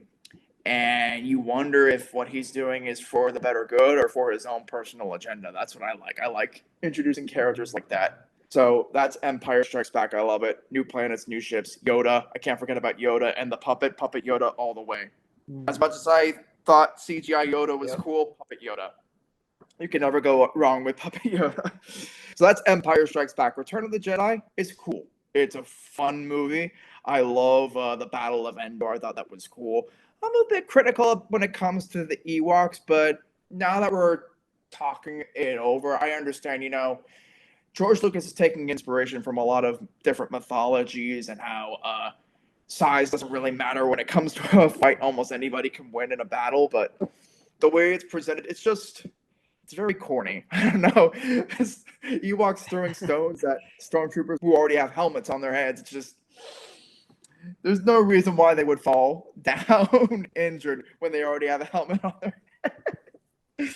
But Return of the Jedi is fun. I love the entire arc between Luke and Vader is the strongest. I just love their dynamic, and I love how unsettled Vader is compared to how we've seen him in A New Hope, which he's at his prime. He's at his most cold and robotic, and then in Empire Strikes Back, you slowly start to see that there is a person underneath there, and then by the time you get to Episode 6, you know that there's a person underneath there who is trying to fight against his dark side urges. So it was really cool and very sweet. And I thought for the time being, if they decided to end Star Wars there, they could have. They could have. I think it was a good enough ending. Because right then and there, you defeated the devil. Anakin Skywalker fulfilled the Chosen One prophecy. The Empire was inevitably going to fall. We knew the Empire wasn't dead yet, but we knew that they weren't going to succeed. And yeah, that's my thoughts on the original trilogy. Awesome. Great Going stuff. as fast as I can. No, that's excellent. I really appreciate it. All right. Well, that brings us to the New Republic. So the Empire falls at the end of Return of the Jedi, and a New Republic rises. Now, this is an era that was also explored in Legends or in the EU extended universe. But in canon, what they did here was some really interesting things. First thing I'll talk about, which this actually overlaps with the Age of Rebellion, but it's a book by Claudia Gray called Lost Stars. It's a really good book, covers both sides of the conflict, two friends that are on opposing sides, and carries you all the way through the original trilogy to just after the original trilogy. So it's a great book, really good read. It's one of the earliest ones they released when they were kind of doing this whole journey to the Force Awakens. You can see up here. So definitely recommend that. A comic series they did that was cool was called Shattered Empire. Luke, Han, Leia, some new characters in there. It's just about I think a 4 or 5 issue run they did on that, but it's definitely worth checking out. But then they did this whole trilogy of books called Aftermath. The Aftermath trilogy I found to be fascinating. The first book I honestly wasn't super into, but the second book really hooked me, called Life Debt. Han and Chewie show up there. It's a lot of fun. And then the final book is called Empire's End, which kind of covers the whole Battle of Jakku and the end of the Empire, the true end of it. So all those are great, definitely worth checking out. Probably my favorite from this era, though, as far as books go, is Bloodline, another Claudia Gray book. Focuses on Leia and what happens to her after everyone finds out Vader was her father. It's really fascinating, very political, very interesting, really, really good, well-written book that I would highly recommend. So there's that. And then, of course, this era, my favorite thing of this era, one of my favorite things in all of Star Wars, I've got it on the background right now. It is The Mandalorian. This show just blew me away. I was so excited when they announced the first ever live action Star Wars TV series. It's crazy to think we've got like 5 other ones now or something already, but it's really cool. Just the hype that built around this was so huge. And of course, this is created by Jon Favreau, who people might know as the director of Iron Man, Zathura, Elf, all kinds of great movies he's directed over the course of his career. He, of course, started out as an actor and has gone on to become a writer and a director and done such great work in film. And of course, was a huge Star Wars fan. Introduced to Dave Filoni through the Clone Wars. He played Pre Vizsla on that show, voiced that character, and so he kind of got interested in the whole Mandalorian thing and became, the creator of this series called The Mandalorian. Basically, it's, he kind of describes it as him playing with his toys in his backyard when he was a kid, like with Boba Fett and all these other, Mandalorians and kind of the things he would come up with in his imagination. So it's cool to see like a fan. Yeah, that's what we get now is we get the fans creating Star Wars now, which I think is so fascinating to see. And so he's working with Dave Filoni on the show. Filoni's a writer and director on the series as well. First season, 8 episodes. I adored every episode. I was on the edge of my seat there every night as soon as it premiered, with the family watching this, and just such a great surprise. Of course, Grogu came out of nowhere and became the biggest thing since, I don't know, I don't even know if there's been anything bigger than Grogu. Cabbage Patch Kids, I don't know. He's a huge selling toy. He's everywhere. He's on everything. Yeah, he just made his way. People who don't even know Star Wars know, Baby Yoda. And so it's become quite a phenomenon. But what a great story they told with these two characters. I mean, this Mandalorian bounty hunter, very much a loner, man of few words, very much kind of this man with no name, gunslinger type character, harkening back to old Westerns and things like that, which I'm a huge fan of. And this, again, dives into my favorite stuff, which we've talked about already, the kind of underworld bounty hunters, the criminal element, that's kind of in the background of most of the movies, but really comes to the forefront here. And we get introduced to so many great characters. We get characters from the Clone Wars back, like Bo-Katan, Katie Sackhoff playing her in live action after voicing her in the series. So yeah, the first season was incredible. The second season maybe is even better if it could be, which is kind of crazy to think. They introduced, of course, Ahsoka into live action, Rosario Dawson playing her there. And we got that epic Luke moment at the end of season 2, which was just incredible. So a great first season, a maybe even better second season. And then after season 2 also reintroduced Boba Fett into the storyline. Tamara Morrison returning from the prequel era to reprise, well, I guess play this role technically for the first time after playing his father. One of the few people who gets to play his father and his son, which is pretty cool. But we got the Book of Boba Fett. That whole show was, I thought, great. I really enjoyed that show. I think it maybe could have been planned out a little bit better. Like certain episodes don't work quite as well as others. And it's what they did with certain storylines. This, again, was going to be a movie. They talked about making a Boba Fett movie for a long time before they decided to make it a show. But I thought Robert Rodriguez and the directors there did a really good job with that series. And then, of course, we got Mando season 3, which again was, I thought, another great season. Very much they're building, you can tell, towards something. In season 3, it was a lot of mythology building and kind of getting characters in certain places and rearranging things and stuff like that. So a lot of interesting stuff there. And then, of course, we also got the Ahsoka series, which takes place in this era. That just ended about a month ago. So this is fresh on all of our minds. I was crazy about Ahsoka. I think Ahsoka is incredible. What Filoni was able to do. He wrote all the episodes. Obviously, this character means so much to him after he helped George Lucas create her for the Clone Wars. It's kind of taken her on quite a journey after she was kind of rejected by the fans initially. People didn't really care for her in that Clone Wars movie. She was a little bit annoying, but as things happen, like we talked about earlier, Josh, you mentioned a lot of these series just get better and better as they go. And she became one of the most beloved characters in the entire saga. So she definitely deserves her own show. And I think all 8 episodes were great. I mean, just the way they built it to that finale was great. Now that we know all this, we're building towards a film that Dave Filoni is going to direct, which all these films are kind of going to flow into. People are referring to it as the Heir to the Empire movie because Heir to the Empire is a very popular book trilogy written by Timothy Zahn in the EU. And, Thrawn is obviously a major player in the Ahsoka series.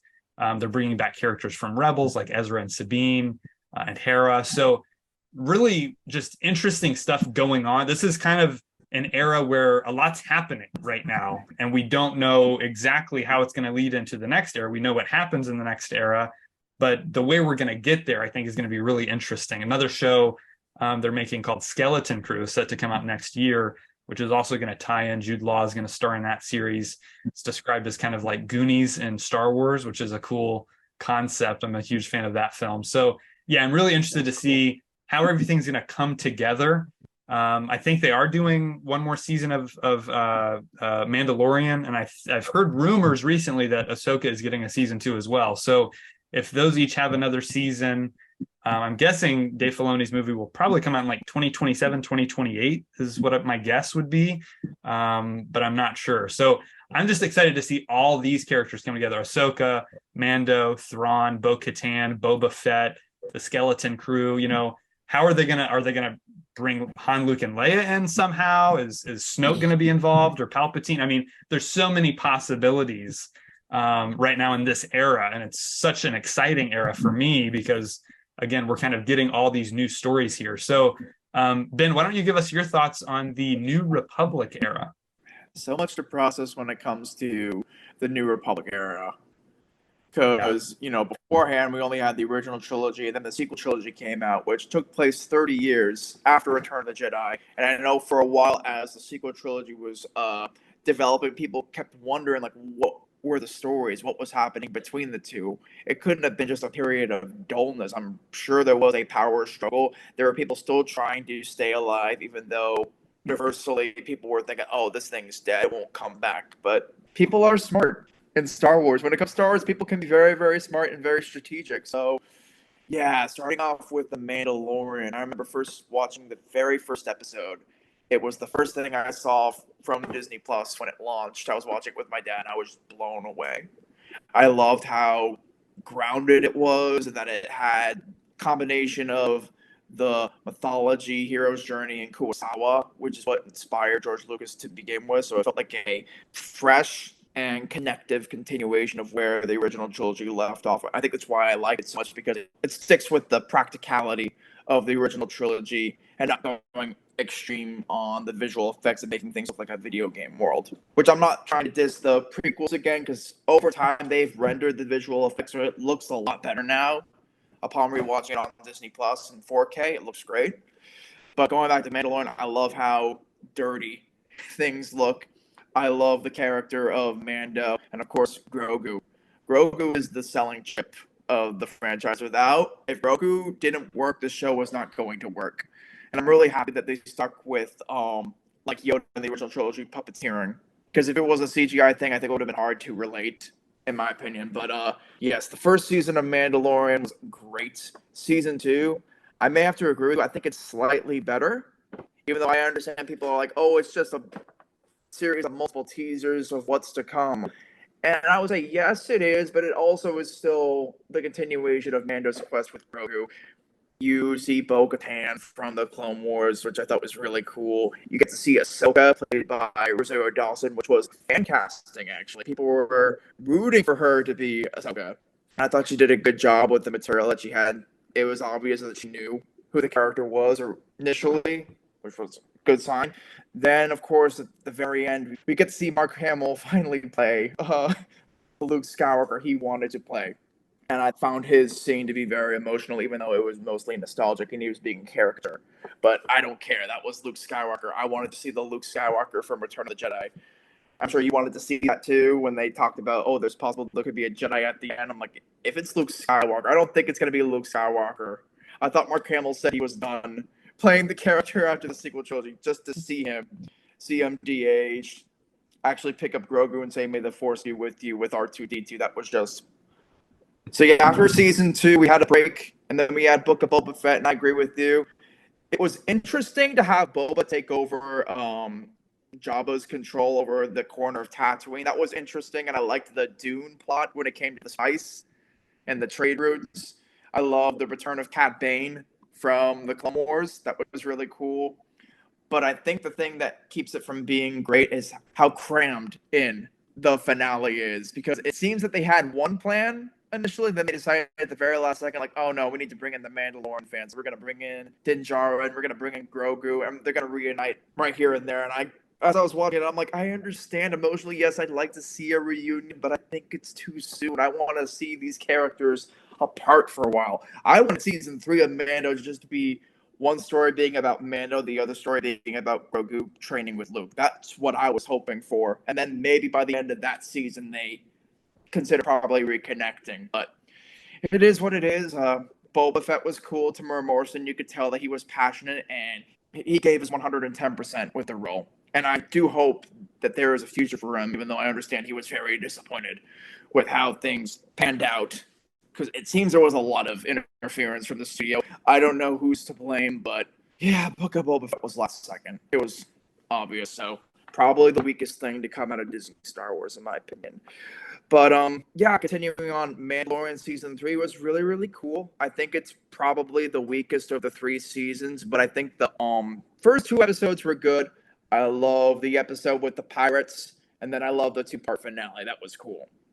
As well as the world building. Like, I agree with you. Like, if you're treating Mandalorian season 1, season 2, Book of Boba Fett, Mandalorian season 3 as a whole, it's an interesting story. And like you said, you could tell that they were building up to some sort of big thing, which is obviously going to be Grand Admiral Thrawn after watching Ahsoka, which I think is the best thing since Mandalorian season 2, probably. It could be even better. I thought it was a great show. And I find it hilarious that it's kind of borrowing concepts from all 3 different eras when you think about it. You get your lightsaber duels, which are kind of similar to the prequels. You get the aesthetic, which is similar to the original trilogy, and the story. A lot of the story beats are similar to the sequels. I'm noticing, like, there is a map, there is a legend, there is a Jedi who is refusing to train the Padawan because they've lost hope. You know, a lot of things, but I didn't think it was unoriginal. I actually thought it was engaging still. I personally think Hayden Christensen gave his best performance in Ahsoka.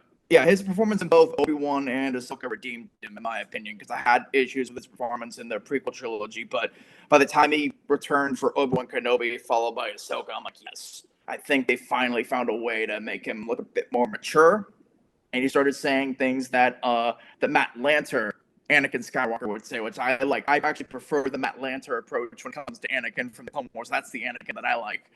So, yeah, Ahsoka's been great. I love the reunion of Rebels. I love the return of Thrawn, and I'm happy that they didn't recast the character. They used the same actor from Rebels, and I don't really, I really don't give a dang about his body weight or anything. People are complaining, oh, he has a stomach. Grand Admiral Thrawn's supposed to be lean and muscular and agile. I'm like, this is like 10 years or, I don't know, eight years after the finale of Rebels. Things could happen. He could be sitting down on a throne in his ship the entire time. I really don't care about physicality. His voice and his presence is still intimidating to my eyes. So, yeah, a lot to like about Ahsoka. I really liked it. I'm really happy it got, from what I heard, renewed for a season 2. I'm definitely down for a season 2 of Ahsoka.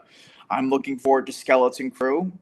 John Watts, I really liked what he did with the Spider-Man trilogy. I know it wasn't comic accurate, but it wasn't just him. I'm sure it was Amy Pascal and Kevin Feige had a lot to do with the craftsmanship of Spider-Man, but I thought No Way Home was a powerful movie when thinking about the trajectory of Peter Parker in the MCU. It was a great send-off to that era of Spider-Man before going into the new era of Spider-Man, which I think is very, very promising. But getting back to Star Wars, we'll talk about Marvel next week. Rangers of the New Republic, I know they announced that a couple years ago, but that was before Gina Carano got canceled, which I still think is stupid. She didn't have to be canceled. She really didn't. And I would have loved to have seen her get her own show, but if they are planning on doing Rangers of the New Republic, I think it's possible they could be setting that up to be the storyline for Mandalorian Season 4, based off how Season 3 ended. even though season 3 did feel like a capper in some ways. It felt like that story was ending, and so I was wondering, I'm like, yes, I want to see more of Mando and Grogu, but what is the arc? What is the storyline they're going to go with beyond just the family dynamic, which is the central aspect of Star Wars. It's all about family. So last thing, one more thing is we all know that this is building up to a finale, a movie directed by Dave Filoni, which I'm very excited about. I think it's my most anticipated out of all the movies that they've announced, even though I am looking forward to James Mangold's Dawn of the Jedi. I've been really liking this new era of Star Wars, The New Republic. I think it's my second favorite. It could be, yeah. I think it's my second favorite era after the original trilogy era. As much as I like the prequel era, I just still like I like it when it's not just the Jedis. I like gunslingers and bounty hunters and stormtroopers. I do still like that little accumulation of badassery, you know? So much to look forward to. And I really hope Dave Filoni takes his time and he's not limited to what he can do, because when you give him the free reins, he can surprise you like he did with Ahsoka. So Right. very surprising. Great. Let's look at Josh. Give us your thoughts on this New Republic era. So I feel like, especially based on what you guys were saying too, I feel like this is the strongest era that doesn't have any movies in it. Or trilogies in it. I know there's probably I think there's only one other era that doesn't have any movies, but it's this strong not having any movies. Like you said, it's your second favorite event, and it doesn't even have any movies in it.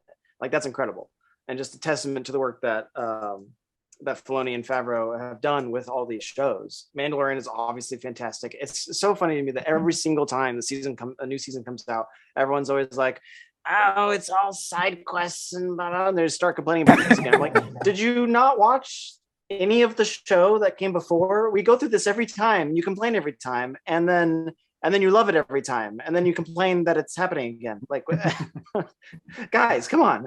I just think that cycle is funny. Yeah. But it's a slower show. It's not, like you said, I think I don't remember who was saying it about the pacing, but it's not like the movies. It's not breakneck speed. It doesn't have that quick pacing. It's more of like the slow Western kind of feel. And I think that's a good approach for the shows to both differentiate them, but also, like you said, Ben, it does really feel reminiscent of the original trilogy, especially with the practical effects, which is amazing. Even like I forget the name of his ship. Razor Crest. The Razor Crest. Yes, the Razor Crest. I'm like, it's hard to R. The Razor Crest, like all those passes. Yeah. All those passes they did of it were like a physical model that they had, like they would do it in the original trilogy, which I know you guys do already know that. But and then Book of Boba Fett. I feel like, I agree. This is the weakest point of this era, and probably they're the weakest of the shows anyway that have come out. Disney era, or like officially Disney or not, I think it's probably the weakest of the shows. Well, at least of the live action shows. But I'm not as down on it as the rest of the world seems to be. I don't mind like the first half of it with Boba and the Tuskens. Now, granted, I would have 100% liked it even more if it was, the Boba Fett everyone was expecting. Yes. But and so I think it's really interesting because we get the character we're not expecting with Luke, we get the character we're not expecting with Boba, and it's just interesting the way that they're choosing to do things, and the way people react, and they still continue to choose things like that. I don't know. It's just interesting the way everything worked out. But and then of course, Mando season 2.5 is just fantastic, and is an amazing conclusion that wraps up caps that show. So I don't mind the show as a whole. I like it. I think it could have been way better if but I understand the story they were going for, and I'm fine with it as far as Boba Fett and everything. It makes sense to me. And then obviously we got Mando season 3, which is excellent as well, and then Ahsoka, which I agree it's probably my favorite for sure of the live action shows.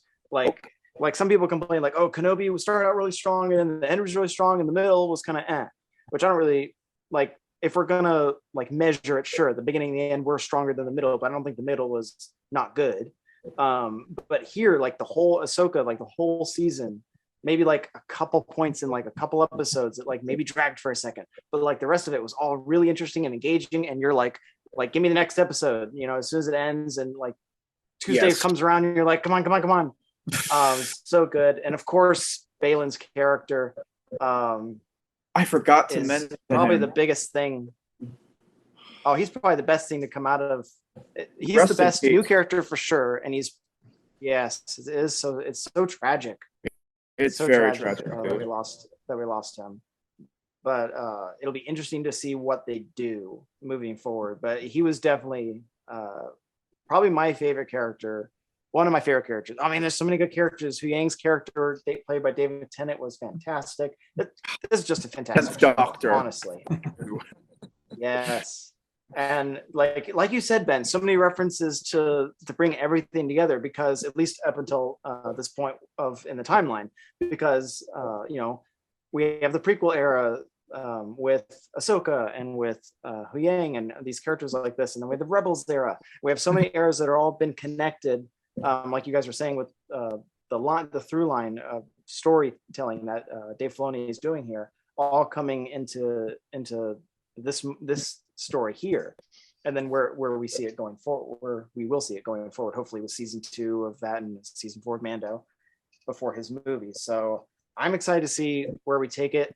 I feel like his movie, I'm really looking forward to it, but I feel like it could be like really dangerous waters. Like, if, as far as how close or not he plays it to Heir to the Empire, or is it going to be this, you know, similar story in a different way? I don't know. Filoni's talked about not just taking things because they can, like from Legends, from the ODU. Can we do it in a way that's respectful to what came before? Do we need to do it? And so he seems very conscious of the fact that we're not just going to do a bad version of this or whatever. If we're going to do it, we're going to do it right, for any element of the previous stuff that he brings in. So I am eagerly anticipating what he's going to do, and hopefully, like I said, hopefully we will definitely get a season 2 of Ahsoka before that happens. Mm-hmm. Yeah, this is one of the strongest eras of the Star Wars timeline. Mm-hmm. Yeah, great stuff. Yeah, I'll mention it briefly because I did forget to bring up Rangers of the New Republic, which, you know, we haven't heard of for a while, so it probably is canceled, I would guess. I think they ever officially canceled it, but if they do end up moving forward, they have set it up, certainly. And I think Carson Teva, who's the X-Wing pilot who's interacted with Mando and Ahsoka now, could be a really interesting way forward for that show. He's like the Phil cool. Coulson of that era. Yeah. Right. It makes me nervous. Right. The Empire. Like, I really hope they don't end up killing him, and that he'd be the reason to bring everyone together. Yeah. Yes, the Star Wars Avengers are coming. Great. I mean, when you think, it's obvious that this Mandoverse, it's definitely taking somewhat of a Marvel approach, kind of, because it's a connected universe where things are happening either at the same time or immediately following another story. But so far, I think it's been good. I mean, a lot better than Marvel Phase War. So, Sure. Exciting stuff in this era for sure. Let's move on to the next era, which is the Rise of the First Order. Rise of the First Order. I guess this technically takes place probably just before this era, but I'll mention it now because I think it could fit in here. It's a comic series called The Rise of Kylo Ren. This is a really interesting comic series. Yeah, it's really good. It's, you know, him and Luke training, and then it's him and Snoke, and it's really just, you know, an interesting story with him, and kind of how he ends up where he is when we meet him. Does it work with the movies? Yeah, totally. It's all canon. It fits right in. Yeah, it's great. That's good. So yeah, but technically kicking off this era is Resistance. Resistance is the animated series that came after Rebels, in this new era. And what I like about Resistance is it's very much its own thing. It's kind of about like pilots and racing, and it's like not really have much to do with the movies, but as it goes on, more of it connects. So you have Poe Dameron in there. You have, the First Order, all these different things start to connect the more episodes you get in. And so first season is 21 episodes. It's a fun, very family friendly show. And it is worth watching just because of the cool way they kind of connect it to the events of Force Awakens and how it overlaps with both Force Awakens and The Last Jedi, as you're kind of seeing this other area of the galaxy and how they're kind of responding to what's going on. It's really interesting. It ended up being well worth the watch. As I was watching, I was kind of getting a little bored with it, honestly. But the more I got into it, like we said before, the better it got. And so it's worth the time investment to check it out. Another thing I'll mention here is another comic series called Poe Dameron. This was an ongoing series. I've got at least 15 issues here. I think it might have gone even further than that, but it's just a fun kind of, adventures with Poe and kind of leading into Force Awakens, where we find him there. And then the other book I would definitely recommend is Before the Awakening. We get to see what's going on with Finn, Rey, and Poe right before the events of Force Awakens. It kind of really informs their characters more. You kind of just understand their backgrounds a little bit more, what they've been through, their kind of skill sets, that kind of thing. So it's definitely worth a read. It's a pretty short book, so I would recommend that. And then, of course, we have one of my favorites, which is a one-shot comic. It's called C-3PO, and this is about how he got his red arm. It's a really that's great, kind of surprisingly touching story about a bunch of different droids that he interacts with, and it's great. I think at Celebration one year, Anthony Daniels read this out loud for the audience, which was kind of cool. So cool. So yeah, if you can track that down, it's definitely worth a read. And then, of course, we come to the 7th episode in the Skywalker saga, The Force Awakens. Hype around this movie was, again, at a fever pitch, like, episode 1 was. It was just through the roof. Ended up being one of the highest grossing movies of all time. I think that opening weekend was the biggest opening weekend ever at the time. And so broke all kinds of records. The anticipation building around the film was just unlike anything I think we've ever experienced before. And trailer broke the internet. That's true. Yeah. It did. That's right. I remember that. Yeah. So yeah, it was highly anticipated, and for me, this movie totally delivered on everything. They had a very difficult task. I mean, first of all, you just sold Lucasfilm to Disney, right? George Lucas sold the company, appointed Kathleen Kennedy as his successor because he knew the franchise would live on, right? And so they, of course, hired J.J. Abrams, fresh off his success on Star Trek, and Lawrence Kasdan, right, who wrote Empire Strikes Back and Return of the Jedi. So the kind of young blood with the kind of original trilogy guy coming in and kind of blending, these eras of Star Wars into something that felt natural, a natural continuation from Return of the Jedi, but was yet a fresh and new story for a new generation. And so I think they did that exceedingly well. I think it's a very well-written film. It does play certain things very safe. It is a familiar story. But at the same time, they really do. I think the characters feel very fresh and different. I mean, we've got a stormtrooper as a lead character. That's such a cool idea. You've got Kylo Ren, who's struggling with going towards the light side. Like, that's something we've never heard before. All these different things that I think just set it apart and make it feel different, while the look and feel of it is very familiar, right? It definitely feels like you're coming out of that original trilogy era into a new one. And so I'm just a big fan of the choices they made. Given how vitriolic fandom is, it's very, you get why they made a lot of the choices they made, right? They're trying to please an audience, yet trying to tell their own story. And so I think it works well. It's balanced well between those two. It doesn't feel like they're trying to just do the original trilogy again. It still does feel like there's new ideas in there, but it's balanced, right? So yeah, I'm a big fan of it. I think it's very well shot. Dan Mendel, cinematographer, I think he's great. JJ brings a great kind of energy to all of his movies, and this is no exception. I really like the cast. I think those actors are phenomenal. Every single one of them is just great. Great visual storytelling, great new characters, action sequences full of emotion. Bringing the way they brought the original trilogy characters back. Han and Leia have great roles here. I think Harrison Ford delivers maybe his best Han Solo performance here. Honestly, I think it's just excellent. And so it's also on rewatch this week. I think I found myself laughing the most while watching this one. It's got some great humor in it, great visual gags, great dialogue. That's not how the Force works. All these I was about to say that. stick out in my head that are just hilarious. Really, you're cold. There's all these like little character moments that they have that are just great. So great dialogue. Again, John Williams, who we haven't really mentioned yet, but his music is just great. The way he's bringing in the old themes with all new themes for all these new characters. All the music is just so iconic. So I'm a big fan of this movie. Honestly, it did everything I wanted it to do. Really enjoyed this film. Like I mentioned, Resistance Season 2. Then we get into The Last Jedi.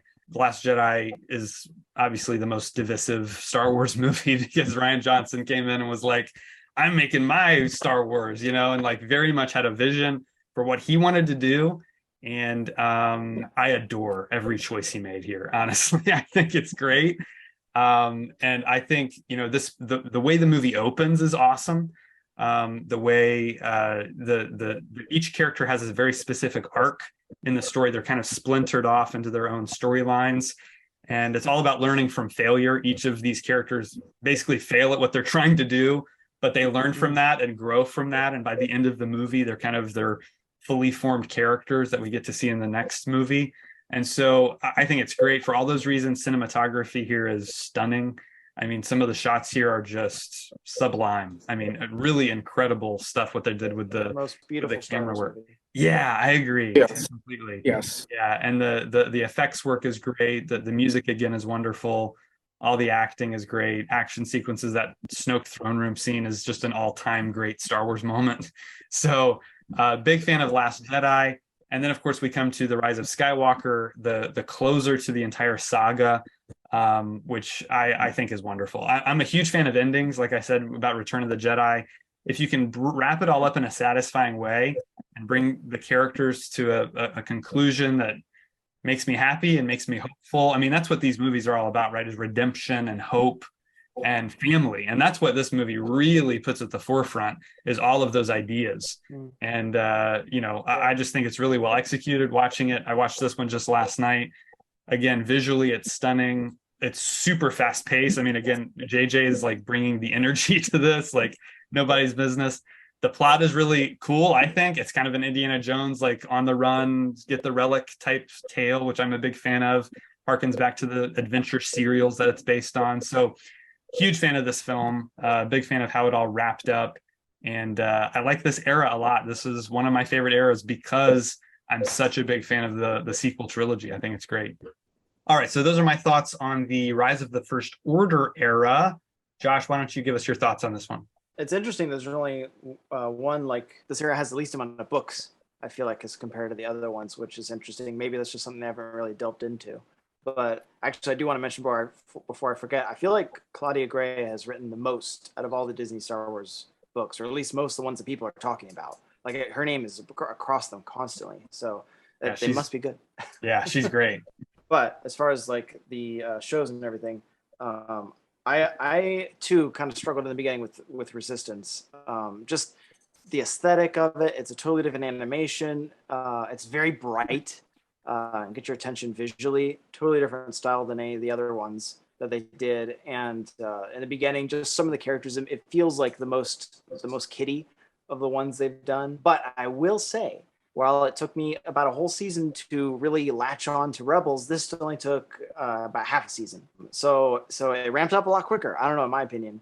The best part about this, one of the best parts, was just like all the different, like you were talking about, the different overlaps with the other things going on in the universe at the time. And Poe and BB-8 are like the main players here that we see, especially BB-8. So if you want to see more of BB-8, check out this show because it's really cool. He just I don't know, he feels like a natural part of the world, and like I don't think, I don't know, I don't really know how to explain it. Like just how you see R2 and C3PO around, and it's just like that's the way it is, and they're just they are synonymous with Star Wars. So to me, this show kind of just made BB-8 synonymous with Star Wars. Even like more so, it just like kind of regrounded that in, from on top of what the sequel trilogy already did. Ben, did you get a chance to see Resistance? I watched the first episode, but after the first episode, I was like, I don't know if I want to get into this. Like you Yeah. said, it was very, very kiddie, and I know Cameron says, oh, by season 2, it finally makes sense. By the time it was coming out, I just was thinking about the movies. I think that That's was fair. the unfortunate part of me as a Star Wars fan. I just started with just the movies. Even Yeah. when the sequel trilogy started, I'm like, yeah, I guess there's the Clone Wars, yes, there's Rebels, but I don't really consider it canon. I like to just think of the Skywalker saga as the Star Wars experience, but I do plan on getting to that show eventually. I feel like this is probably like on the low end of the totem pole as far as like all the Star Wars content that's out there. Everyone I like ranks it as far low. as like what people are talking about.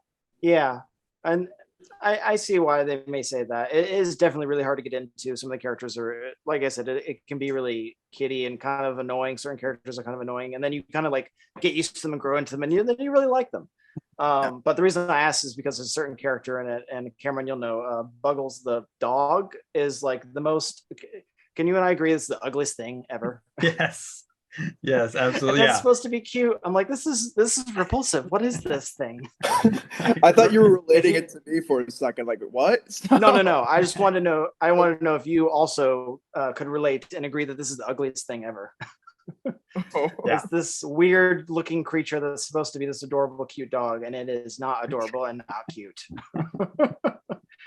It's very interesting. But actually, like you said, that Cameron said, season 2 I think really picks up with this, but I'll come to that in a second, because The Force Awakens, Last Jedi occurs right before that. So The Force Awakens, I regrettably had a migraine the first time I saw this, so I didn't enjoy it as much as the second time when I did not have a migraine.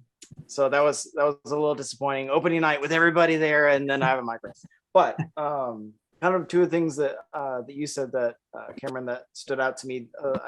I watched all 3 of them yesterday as well, the sequel trilogy, and the thing that also really stood out to me, like you were saying, was just the level of humor.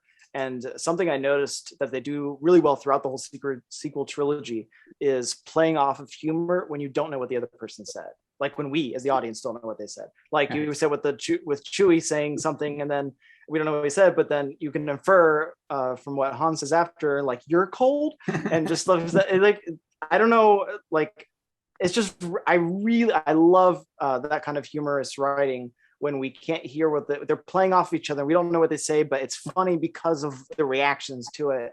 And they just do such a good job with that throughout the whole trilogy. And it's just so much fun, between the droids and the other alien creatures and that we can't understand. But another thing you pointed out that I really liked as well was Williams' score. I do have a question about this, because I think for me, like, like Rey's theme and the March of the Resistance and different things like that, I feel like it takes like a minute for a certain amount of time, or I don't know what exactly, for certain themes or scores to kind of like integrate and become like recognizably Star Wars. And hearing something at Hollywood studios and stuff like that would kind of be, or Star Wars events when they're playing music in the background, is kind of, I feel like the sign that you've made it as a piece of music when you're included on something like that, or used in other Star Wars media that's not directly that particular thing, like using music from Star Wars Episode 2 in the New Droid Era video Game Boy Advance game, which I know is like a super niche call out. But if you've ever played that game, there's some good music in there, which is pulling from Attack of the Clones. But all that to say, I don't, for sure, The Force Awakens' score has definitely hit that mark for me of, like, I hear Rey's theme, or I hear the March of Resistance, and it's just like, it's the exact same feelings of Star Wars being brought up in me as I hear themes from the other 2 trilogies. And I wonder, I feel like maybe it's just, I'm not, like, it hasn't stuck out to me quite yet, but I feel like for The Last Jedi and The Rise of Skywalker, those themes, maybe I just don't know what they are, or I feel like those haven't quite hit that level. I don't know. What do you guys think about that? Do you have any? Are there any themes that stood out to you that now you hear that from either The Last Jedi or Rise of Skywalker, and you think, oh, that's Star Wars. It has that, brings up those same emotions. For me, I think it's the Battle of Crate theme from The Last Jedi. I keep listening to that particular symphony. I actually was playing it in my car on my way to work and coming back, and it just gives me all the emotional vibes that I want from Star Wars. When they played it for the first time, I was like, yes, this is Star Wars. I love it. It's warm. It's dominant. It feels intense. That's the word I'm looking for, intense. Yeah, Okay. I would say from Rise of Skywalker, there's some Exegol music that I think is pretty. It stands out because it's just different. Yeah. I think there's some stuff there. Yeah, I think there's some, but yeah, definitely Rey's theme, Kylo Ren's theme. Those are the big ones that. There's those motifs that come back in Last Jedi and Rise of Skywalker that are maybe a little bit different or reworked that stand out to me. So. Yeah, I was just wondering because I was thinking about it and I was like, I don't know if it's like a time thing or if there are certain, because, you know, obviously he's written different themes that are specific to those certain movies. Like obviously prequel trilogy, you have Duel of the Fates and then Across the Stars and then Battle of the Heroes. And so like, you know, so I wonder if there's, and maybe that's it. Maybe the Battle of Crate is the one from The Last Jedi. That's the standout one. Like, I wonder, maybe it's just me not recognizing what they are, or it just needs to be a matter of time. Oh, that's your question. Sorry, I didn't understand. Sorry, that's kind of what I meant. If there was something that kind of comes out of it. Memorable? Okay. So for Force Awakens, it would probably be, it's a tie between Rey and Kylo Ren's themes. So I think they're both equally interesting, and I think that was the point because they're the two main characters, The Force Awakens, and both of them differently. That's a good point. That's the point of the movie. So that's why it's called The Force Awakens. So I concur. I concur with that.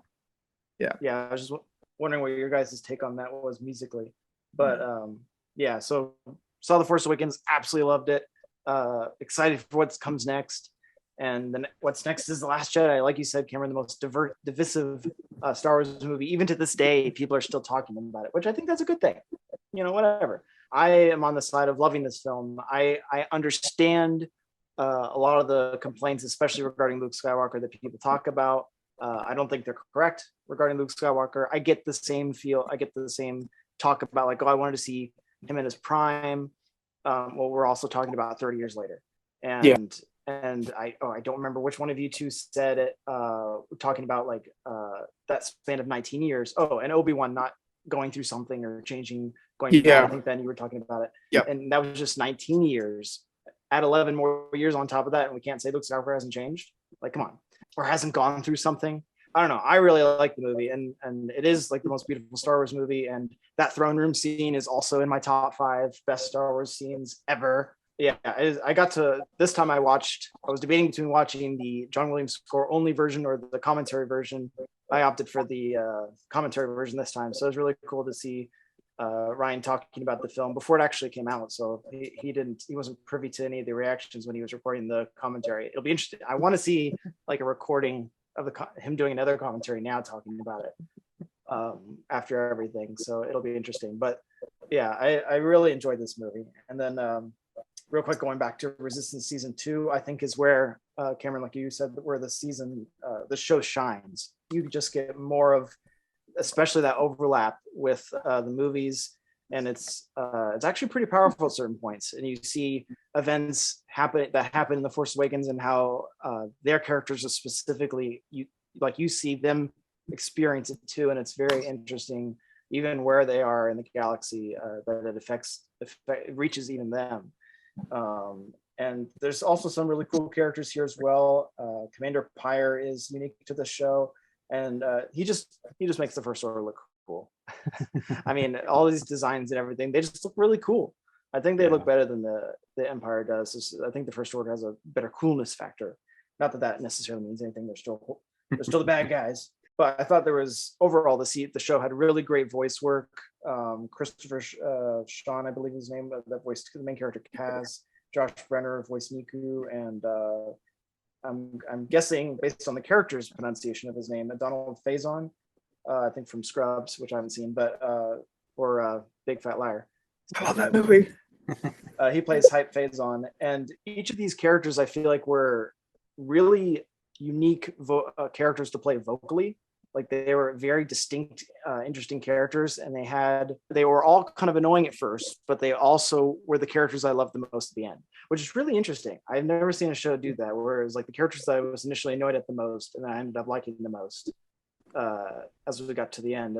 They stood out to me, and just like I think the vocal performance is a real testament to that. That you just really like the characters and are drawn to them, and that they accomplished that, and that they did the voice acting so well in just like an unexpected way with certain characters that we haven't seen in Star Wars before, certain types of characters, I should say. It was just really well done. And I did see that Dave Filoni got to play one of the Keldor characters, the same species as Plo Koon in the film, which was kind of cool. So you didn't get to play Plo Koon, but wait, he did get to play Plo Koon, didn't he? So he still got to play another Keldor. But I did want to mention one last thing about the show was the bounty hunter that shows up in the second season. I hope we see more of him. Axe Tagrin, if I pronounce that right. Kind of like Boba Fett. The instant you see him, you're like, this guy is cool. And it's the same species as Sacy-Teen, if I pronounce that right. And I thought the helmet looked really familiar. I was really drawn to the look of the helmet. It's because it's in not the Clone Wars, but Clone Wars. Sacy-Teen has a helmet in it, and it's really cool suit of armor, and helmet is very similar design, and he's the same creature, obviously, same species. So I thought that was really cool. Rise of Skywalker is interesting for me because kind of like, Ben, what you were talking about with the prequel trilogy, I feel like I had that just in this movie. Whereas like I started out loving it, and then like, time kind of goes on, you hear complaints and different things like that, and you're like, yeah, this movie kind of sucks. And then watching it this time, I so wish that stuff about behind the scenes of the movie and like the process and this didn't go well. We had to hire new writers and scrap this and get a new director. And I feel like I wish all that stuff, I wish we didn't know it. I wish we didn't know, at least before the movie came out. I wish we did not know it, because it's so informed my expectations going into it, especially after the fact. And just seeing like all the dialogue online, I guess we did learn a lot about it after the fact, but I don't know. I just wish none of it leaked, because the whole thing, like, somehow Palpatine returned, and that's like the big gag that everyone makes fun of, and like people even talk about it like, they could have just said somehow Thrawn returned, and that would have been comparable for the Ahsoka show. But I think if removing all of that and just taking the movie as it is, taking the trilogy as it is, I think it works. Just the way that they did it with Palpatine's character coming back, and the way they sort of connected certain things with Snoke and everything. I feel like it, especially with later connections that we make with Bad Batch season 2 and things like that, Mandalorian with the cloning stuff. I feel like it really I think it works, and it's so hard to get the bad taste of all the drama around it out of my mouth or out of my mind as I'm watching the film. But if you can do that, if you can get all that stuff out of there and just kind of take the film as it is and take the trilogy as it is, as it presents itself, without all the background knowledge, I don't know, I think it works. The first time, like you said, Cameron, it's like it's such a breakneck speed. The first time I watched it, I was like a little overwhelmed, and I was like, it doesn't take a breath at all. But maybe just because I know what's going to happen this time, but like I wasn't overwhelmed by the pacing this time. And it's not the same level of writing as The Force Awakens, and definitely not as The Last Jedi. It's a much simpler plot, much simpler characters. Really, I feel like Rey and Kylo are really the only ones that go through any character arcs. Definitely not Finn, who kind of just stays the same and yells Rey throughout the whole film, which I did find a little annoying this time. But be that as it may, it's still a fun movie. It's still a fun ride. It has that, like you said, that Indiana Jones adventure-y MacGuffin, let's find a thing, which I know people are like, it's just let's one find the thing to the next. I don't mind that. It's just, did they do it well? Is it fun? Yeah. So I just have a fun time with it. And of course you have those great moments with Kylo and Rey, which is the main part of this film that really shines for me, is the relationship between the two of them. And even his interactions with with him coming back to the light with his memory of his father and everything else. That's like such a, I love that scene. That's probably the best, that whole sequence with them on the falling Death Star too, both the fight and then the scene after where he's having that dialogue in his mind with Han is such a great moment, and just like a redoing of that scene in The Force Awakens is really powerful. Yeah, I don't know. I really enjoy all these movies. I don't think, I've heard people say like, "Oh, The Rise of Skywalker ruined the ones I liked for me," and I don't think it ruins any of it for me. I think just taking them as they are, if you can watch them and do that, they are really good movies. Great stuff. Ben, go ahead and jump in with your thoughts on the rise of the First Order era.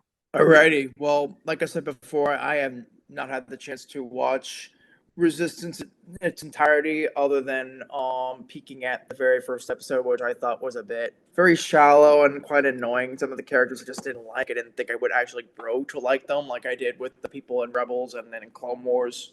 But after hearing both of your guys' thoughts, I'm convinced to watch it now. Maybe I'll be able to watch an episode or two before going to bed tonight, but who knows? But yeah, I remember the year. It was 2012. I was in Starbucks. It was October, and they announced, "Oh yeah, Disney just bought Lucasfilm, and they're making a new Star Wars trilogy." And my excitement level doubled hearing that, because it confirmed, like, "Oh yeah, that means Mark Hamill's gonna come back, Harrison Ford's gonna come back, and Carrie Fisher's gonna come back. What are they going to do? What is there beyond the story of the Chosen One, which was Anakin Skywalker?" So there was a lot of questions that I wanted answered. So jump 3 years later, I'm in a movie theater with my older sister Grace. It was a Christmas present she gave to me to go see Star Wars: The Force Awakens, and by the opening crawl, I was screaming, I was cheering, I was laughing, and I got emotional. I got very emotional, especially seeing Harrison Ford enter the Falcon with Chewie and him saying, "Chewie, we're home." Like, yes, I feel like we're home. This feels like Star Wars to me, because at that time I actually was a huge original trilogy fan, and my appreciation for the prequel trilogy diminished at that time, sadly.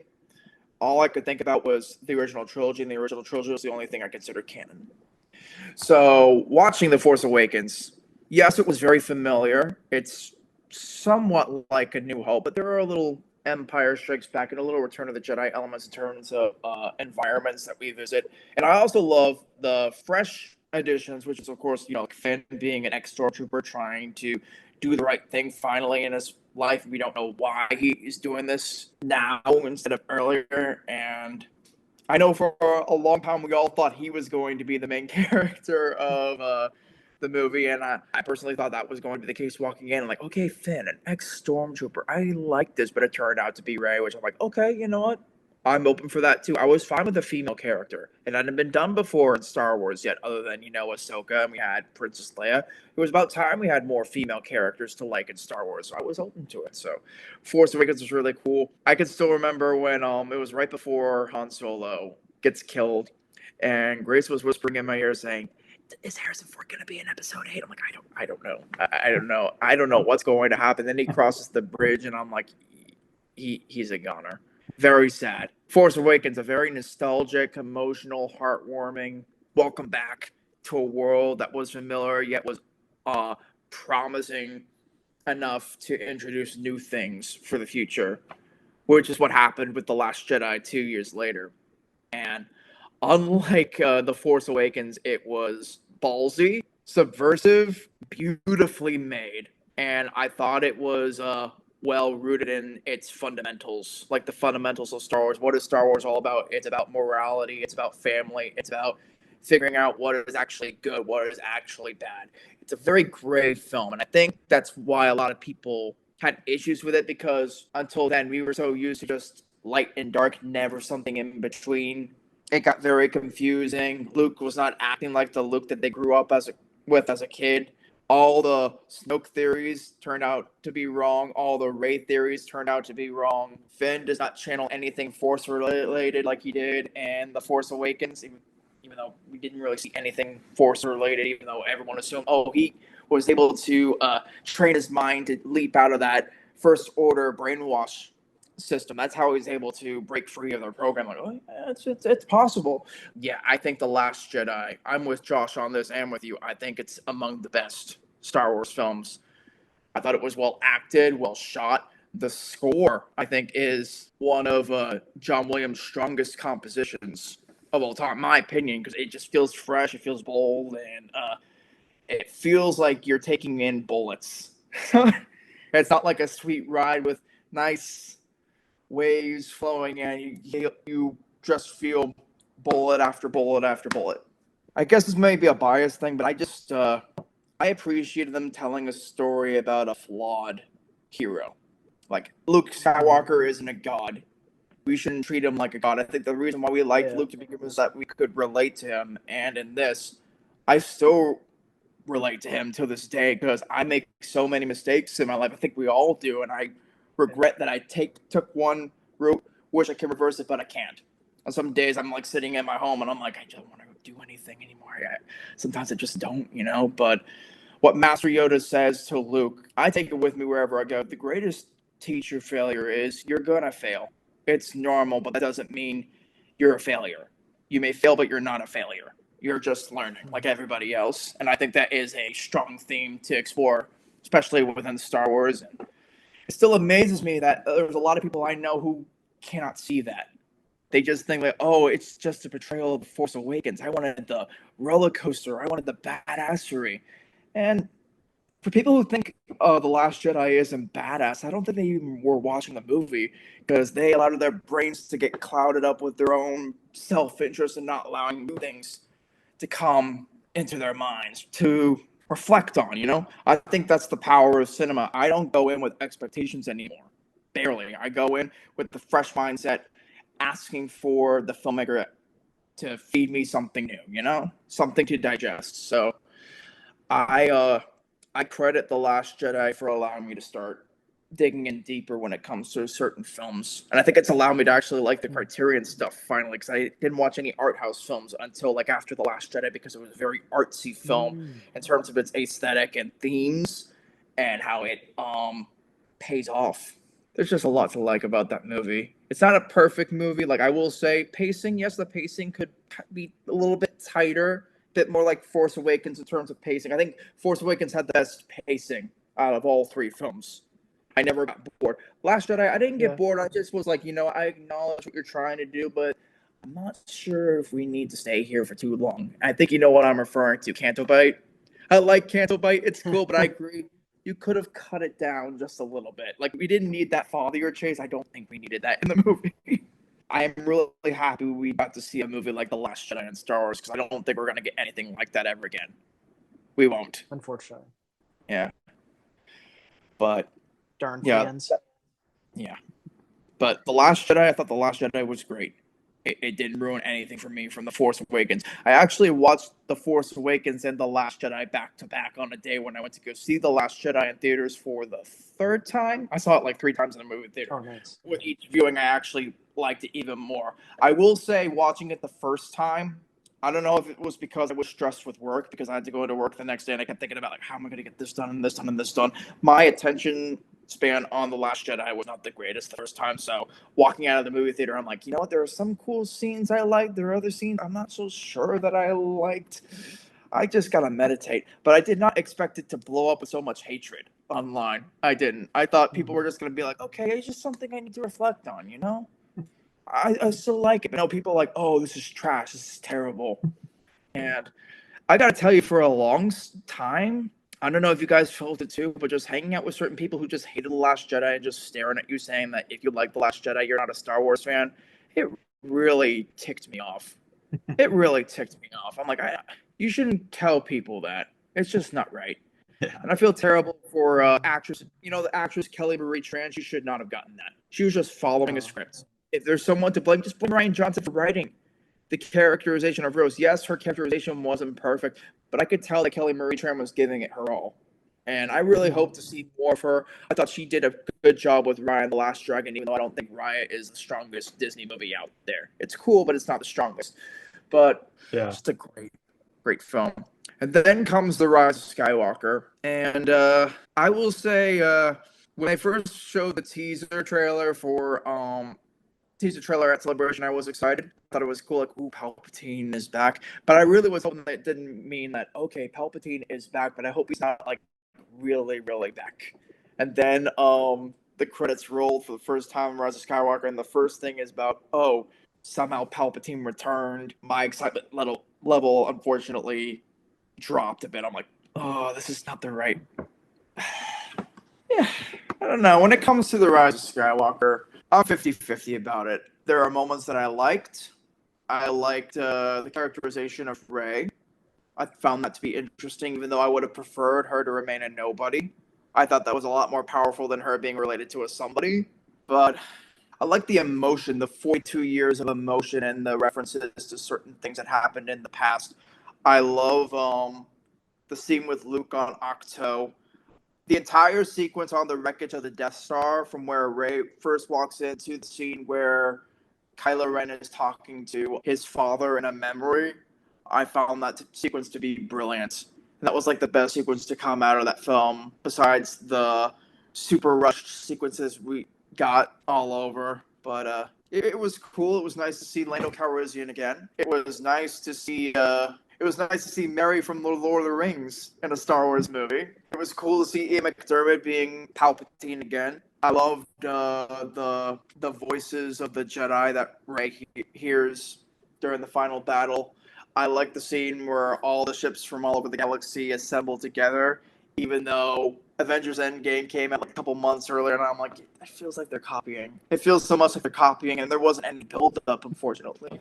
And that's my issue with the sequel trilogy as a whole. I feel like it was not fully realized, which is why I think it's the weakest of the three trilogies. Even though I like The Force Awakens as itself, I like The Last Jedi as itself, but I feel like 9 should have been something else. However, that's me thinking chronologically. I don't know if you've read my review for The Rise of Skywalker off of Letterboxd, but I did say Rise of Skywalker does not work chronologically, but if you watch it more like theatrically released order, or the machete order that I put across on my Letterboxd review, I think it's a better way of understanding, which I will break down quickly. So I think the best way to get into Star Wars, like I said, was A New Hope, because it introduces the galaxy, the surrealistic adventure. Then go into Empire Strikes Back, which brings everything to hell, and Luke realizes that his story here is much bigger than he realizes. And right as he's meditating on this new revelation, we go back to the prequels. Then we have Revenge of the Sith, and I put it in the middle because it has a lot of ramifications which continue on past not just the original trilogy, but also the sequel trilogy when it comes to having the power to save people from dying. And we see in Rise of Skywalker that Rey has unlocked that ability finally, and then Ben follows. Yeah. And that, in a way, he does end up finishing what his grandfather started, which is him trying to figure out how to save people from dying. He's able to do that at the very end with the Rise of Skywalker. So looking at it in that particular order, it makes me appreciate the sequel trilogy a bit better. Even though thinking chronologically, I don't think the sequel trilogy as a whole works within that mythology, in my opinion.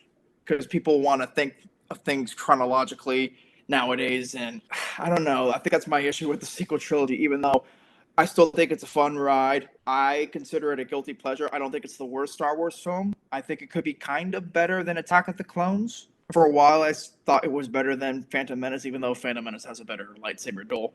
We have the pod race scene, and Jar Jar isn't as bad as I realized. So, yeah, Rise of Skywalker, it's a 50-50, but I think if you watch it in a different order, all 9 films, you can appreciate it a lot better. Other than starting with episode 1, start with episode 4. Great. So, Great. does that make Appreciate sense? it. I'm sorry. No, I'm yeah, sorry. absolutely. No, that's great. Those are all good stuff. All right, well, that ends the Rise of the First Order era, and now we go into the new Jedi Order. This is the last era chronologically. We haven't had anything in this era yet, but they have announced that there will be a film.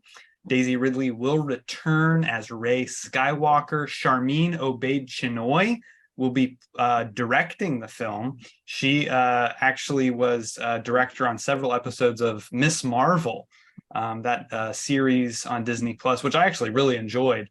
So I'm very curious what they're going to do with this movie. Again, it's an unexplored era, so they could do anything, really, anything they want. Obviously, the title suggesting that Rey is going to create a new Jedi Order, training a new generation of Jedi. Is Finn going to show up? I mean, we know he's Force sensitive now. Will Poe make an appearance? Could we get Force Ghost Luke, Leia, Ben Solo? Maybe. I mean, there's again all kinds of possibilities here. Building off of the sequel trilogy and that whole era. So I'm very curious what they're going to do. Josh, any thoughts on this era? I'm just excited to see what they do. I think, like you said, there's infinite possibilities, and I didn't even think about it until rewatching the film again, Rise of Skywalker yesterday.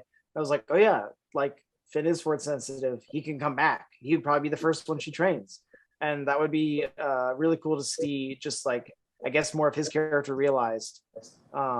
And him come into his own as a Force user and a Jedi would be really cool.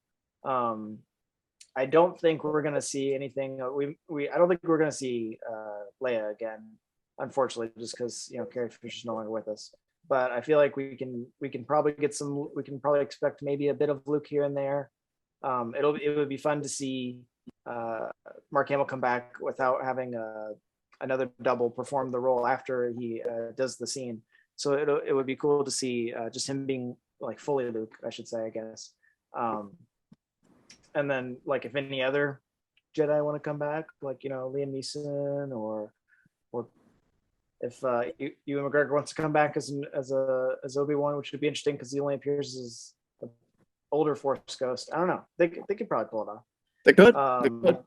And depends whenever they're going to make this film. Like they've announced so many films that they haven't made. Who knows when they're actually going to get around to making this? So maybe Ewan McGregor will be that old by the time they make it. So probably it'll be interesting to see what they do.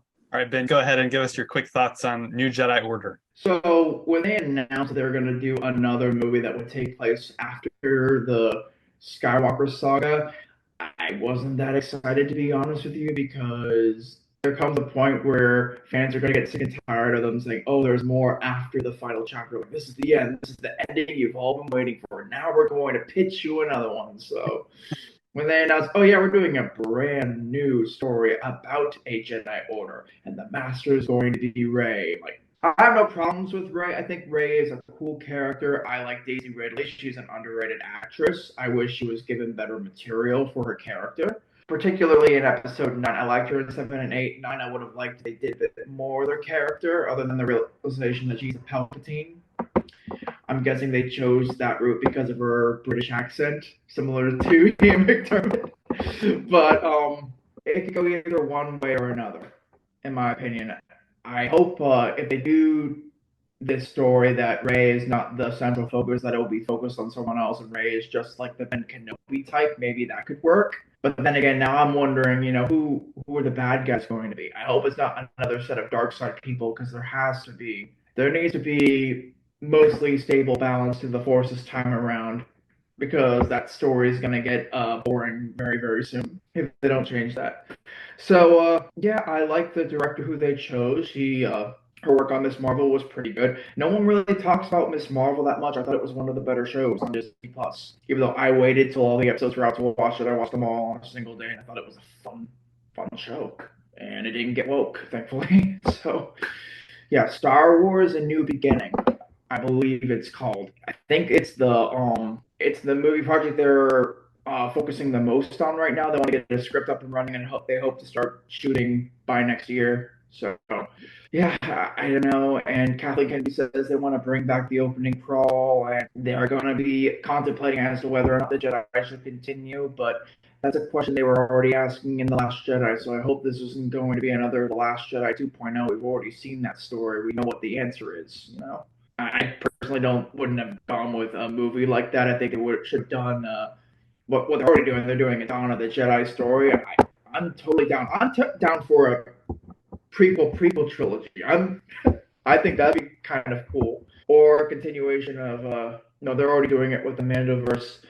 I think if they want to explore the sequel trilogy a bit more, they should do a Clone Wars style animated series that broadens the context of the political atmosphere, the development of who Supreme Leader Snoke is, because he seems to be a figure who's been around for a while, yet we've barely seen anything from him. I hope he does pop up in the Mandoverse. That would be nice, but I get the feeling that they're going to try to ignore the era. I hope not, because I want things to start connecting. But yeah, I think that would benefit the sequel trilogy. We just need more connections to it, and we already are. Like, especially with the whole cloning concept, which was discussed in the Bad Batch, which I like. I like that the Emperor was interested in the cloning technology, wanted to know more about it. So we could lead to more explorations on Exegol. We could lead to more explorations on the Knights of Ren, who Luke Skywalker was as a Jedi Master, who was mentoring Ben. I'd like to see all that come to life. Animated series would be a great way to explore that, because like the whole question is like, oh, Mark Hamill can't really do it unless we're gonna have someone like kind of what they did with Mando, have another actor come in to, like, he acts a scene, another actor comes in, acts a scene, and they kind of use both for like a whole show. But if they do it animated, like you're talking about, Ben, that would be a really cool way to do that, because they can bring in another voice actor, kind of like they did with Matt Lanter and Anakin, and tell that story and tell those stories of Luke in his prime. That would be a really, really cool way to do it. And it would provide another animated show, A, and B, an animated show in that time period, which we have in the other two major time periods with trilogies. So I think that's a really good idea. Yeah, I agree. I I think think that it could was work. like, remember the teaser trailer for The Force Awakens, and they said that there was a story behind the wreck Star Destroyer that was crashed in the sand. Some people said that that was Luke Skywalker who brought it down with the Force, but people are like, it's only a 50-50 confirmation that that may have happened. I'd like to see a story like that, you know. What would make people think that Luke Skywalker is a god? You know, I would like to see that explored. Yeah, Because by The Last Jedi, you can tell that Skywalker thinks, yeah, you know, the galaxy sees me as this god. They think I did these things, but that's not the truth. I didn't do those things. But still, the galaxy think that I did. You know. right. Yeah, that could be fascinating to explore that. So yeah, there's a lot of potential still in many of these eras that we've covered, and a couple things that are also happening in unknown eras. We don't know when these films are going to take place, but we know these movies are happening. The one that seems like it's closest to happening is a film by director Sean Levy, who's known for Night at the Museum. He's done Real Steel, and he's doing the upcoming Deadpool 3 film. So he's going to direct a movie. Kathleen Kennedy has hired him. She said that he said in an interview that when she hired him, she said she wants a Sean Levy movie set in the Star Wars universe. So who knows what that could be? I mean, he's known for all kinds of different things. He does a lot of kind of family friendly adventure type stuff. So I think he's a perfect fit. Who knows what exactly that will be, but that should be fun. Taika Waititi also has had a film in development for a long time. It's been kind of put on hold. He's done other things. So we don't know how soon that's going to happen. As far as I know, it hasn't been canceled yet, but he's definitely got a very specific voice as a filmmaker. So that could be very interesting.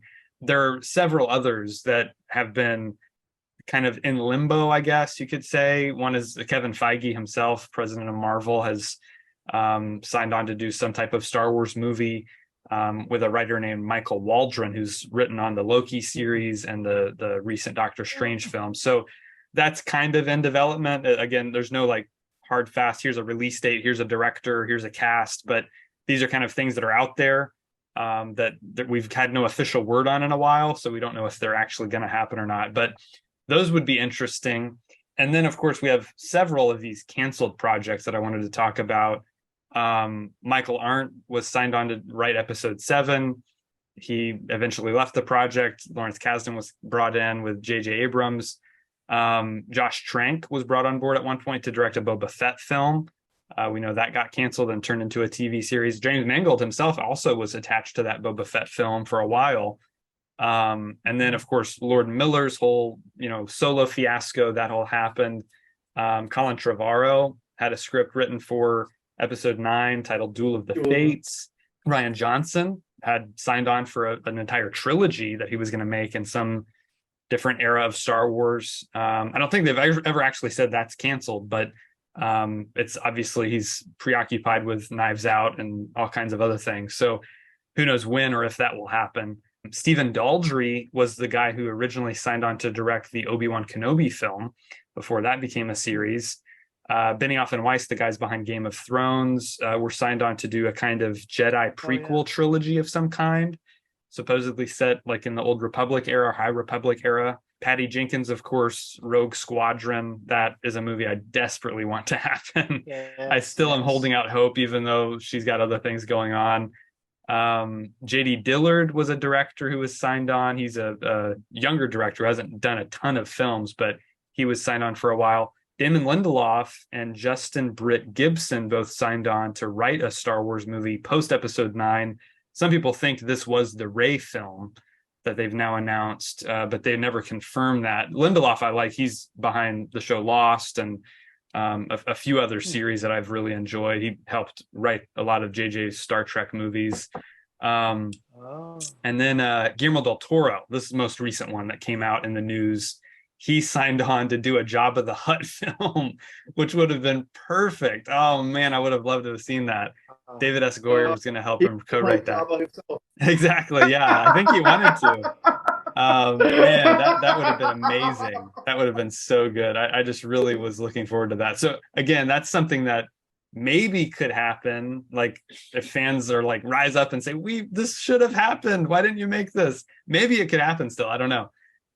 He's a big fan of the character. So we'll have to see if any of these things end up coming to fruition. You guys, I want to get your thoughts, Ben, first. Just tell me what you're thinking about these projects that are coming up and the canceled ones. What are your thoughts on those? Well, since none are concrete, it's hard for me to have any excitement for any of them because you can announce something, and as cool as it sounds, it all comes down to you have a solid script.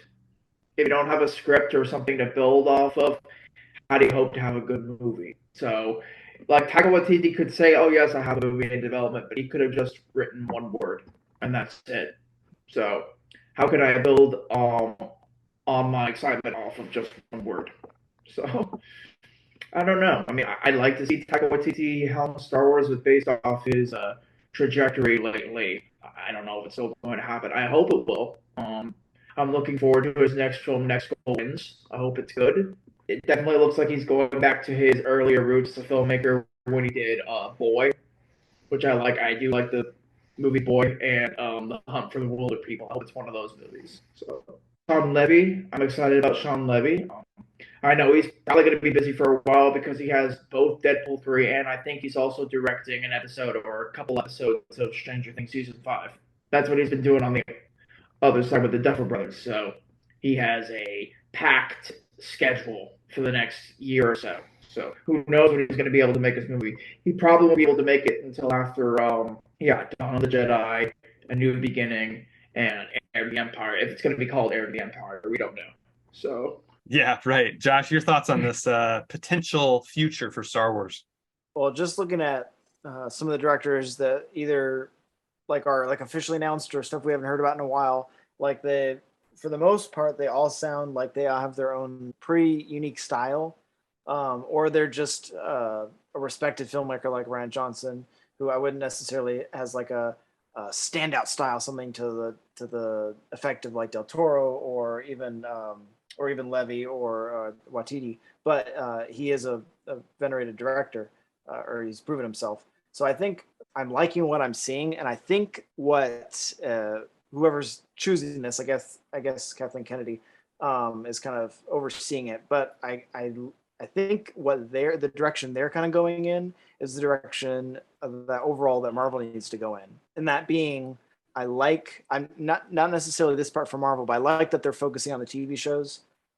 They're getting some with Star Wars. They're giving some distance with the movies to kind of like get the bad taste that anyone still has lingering in their minds. Like just give it some time to separate, get some distance from that, and make really, really good shows and get people like really excited back into Star Wars. So when these movies do come out, it'll be like something fresh, and people won't be carrying the baggage with them that they had a couple of years ago with these other films, if indeed they had baggage.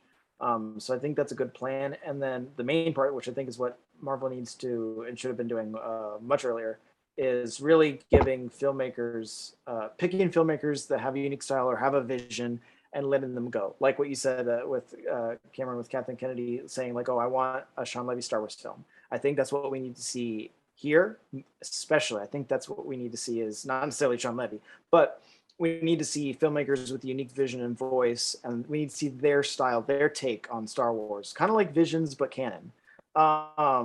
We need, yeah, and we definitely need that with Marvel as well, because like we've seen pieces of it, and we've seen where the studios have kind of come back and say, "Nah, let's just play it safe."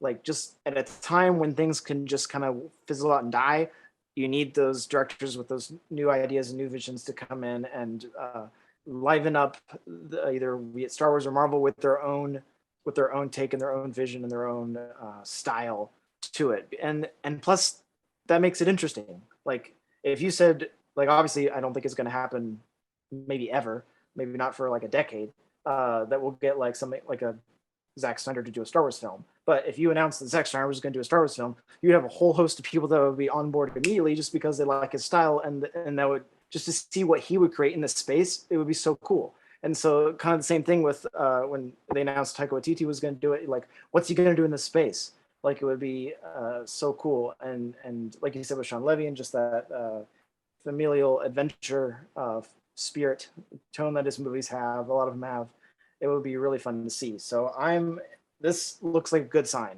for upcoming Star Wars films. And even like James Mangold is another one, and Dave Filoni is another one. And I'm not sure I'm not familiar with the person doing the new Rey film, new Jedi Order film, but she's a new director. We haven't, she's not someone, like, it's a new voice. And so I think this is a really good sign of things to come as far as the movies go for Star Wars. So that'll be really interesting. I really hope that Lord and Miller get to come back. Now that Lucasfilm and Kathleen Kennedy kind of know how they work, maybe they'll relegate them to a TV show first, or do a lot of rehearsals first. I don't know, but just with them getting a lot of their greatest material as they're filming, which is very costly, especially for something as on the scale of Star Wars. But I really hope they come back and do. I don't think Solo was, seeing the bits and pieces that did make it through, I don't think Solo was the best story for them to tell necessarily, but I really hope they do get to tell a story in Star Wars. And then Rian Johnson's trilogy, like, and Patty Jenkins' Rogue Squadron, like, at least those, as far as the ones that obviously are still officially announced or recently announced. Those are the ones too that we haven't heard from in a while, and along with Taika Waititi's film. And I really hope that they're still going to happen. And maybe Rian Johnson won't happen for a while because that's kind of tied to the bad taste some people have in their mouths. So maybe that'll be a little bit later in coming, after a few other Star Wars movies kind of come and make their mark. But I don't know. I see a bright future ahead for Star Wars, be it the shows, be it the upcoming movies. I think as Clone Wars and everything was coming out, and people were talking about, like, oh, it's such a good time to be a Star Wars fan, I think we're going to see that again. People are going to be like, oh my gosh, it's such a good time to be a Star Wars fan. Yeah, I agree. I think the future is bright for Star Wars. There is hope always, just beyond the horizon. So yeah, it's going to be very interesting to see. It's going to be a totally different thing. I mean, it's the Skywalker saga is over, and so it's going to be very different. I like that there's so many opportunities for so many different types of stories to be told now. We've got all these different eras now we can look into and dive into, and all these new characters we can introduce and worlds, and it's just going to be really interesting to see what they do in the future. So I'm excited, and we'll just have to wait and see what comes next. We don't know. None of the new films have release dates, so we don't actually know what the next movie is and when it's coming out, which is kind of exciting. So, but of course, Andor season 2 is on the horizon. Mando season 4, I'm sure will be coming soon as well. Supposedly Ahsoka, new season of that show. So yeah, a lot of cool things to look forward to. And this was a great discussion. It was really fun. We got to cover so many different films and shows and all of it. So hopefully you enjoyed listening and watching along. Thank you, Josh and Ben, both for joining me. You're welcome. It's always a privilege, man. Always a privilege. Yes, thank you. And I like your Star Wars shirt, by the way. I love all the different eras on the Thanks, appreciate that. Cool. Yeah, on the back, there's actually all the release dates on the back. Hard to see, but wow, that's so cool. Yeah, it's pretty cool. It's pretty cool. Well, again, thank you all for joining us. Make sure you leave a comment below. We want to know what your favorite Star Wars era is. Leave a comment. Make sure you like the video, hit subscribe, hit the bell so you get notified of all our videos. And we'll see you next time right here on The Real World. May the force be with you.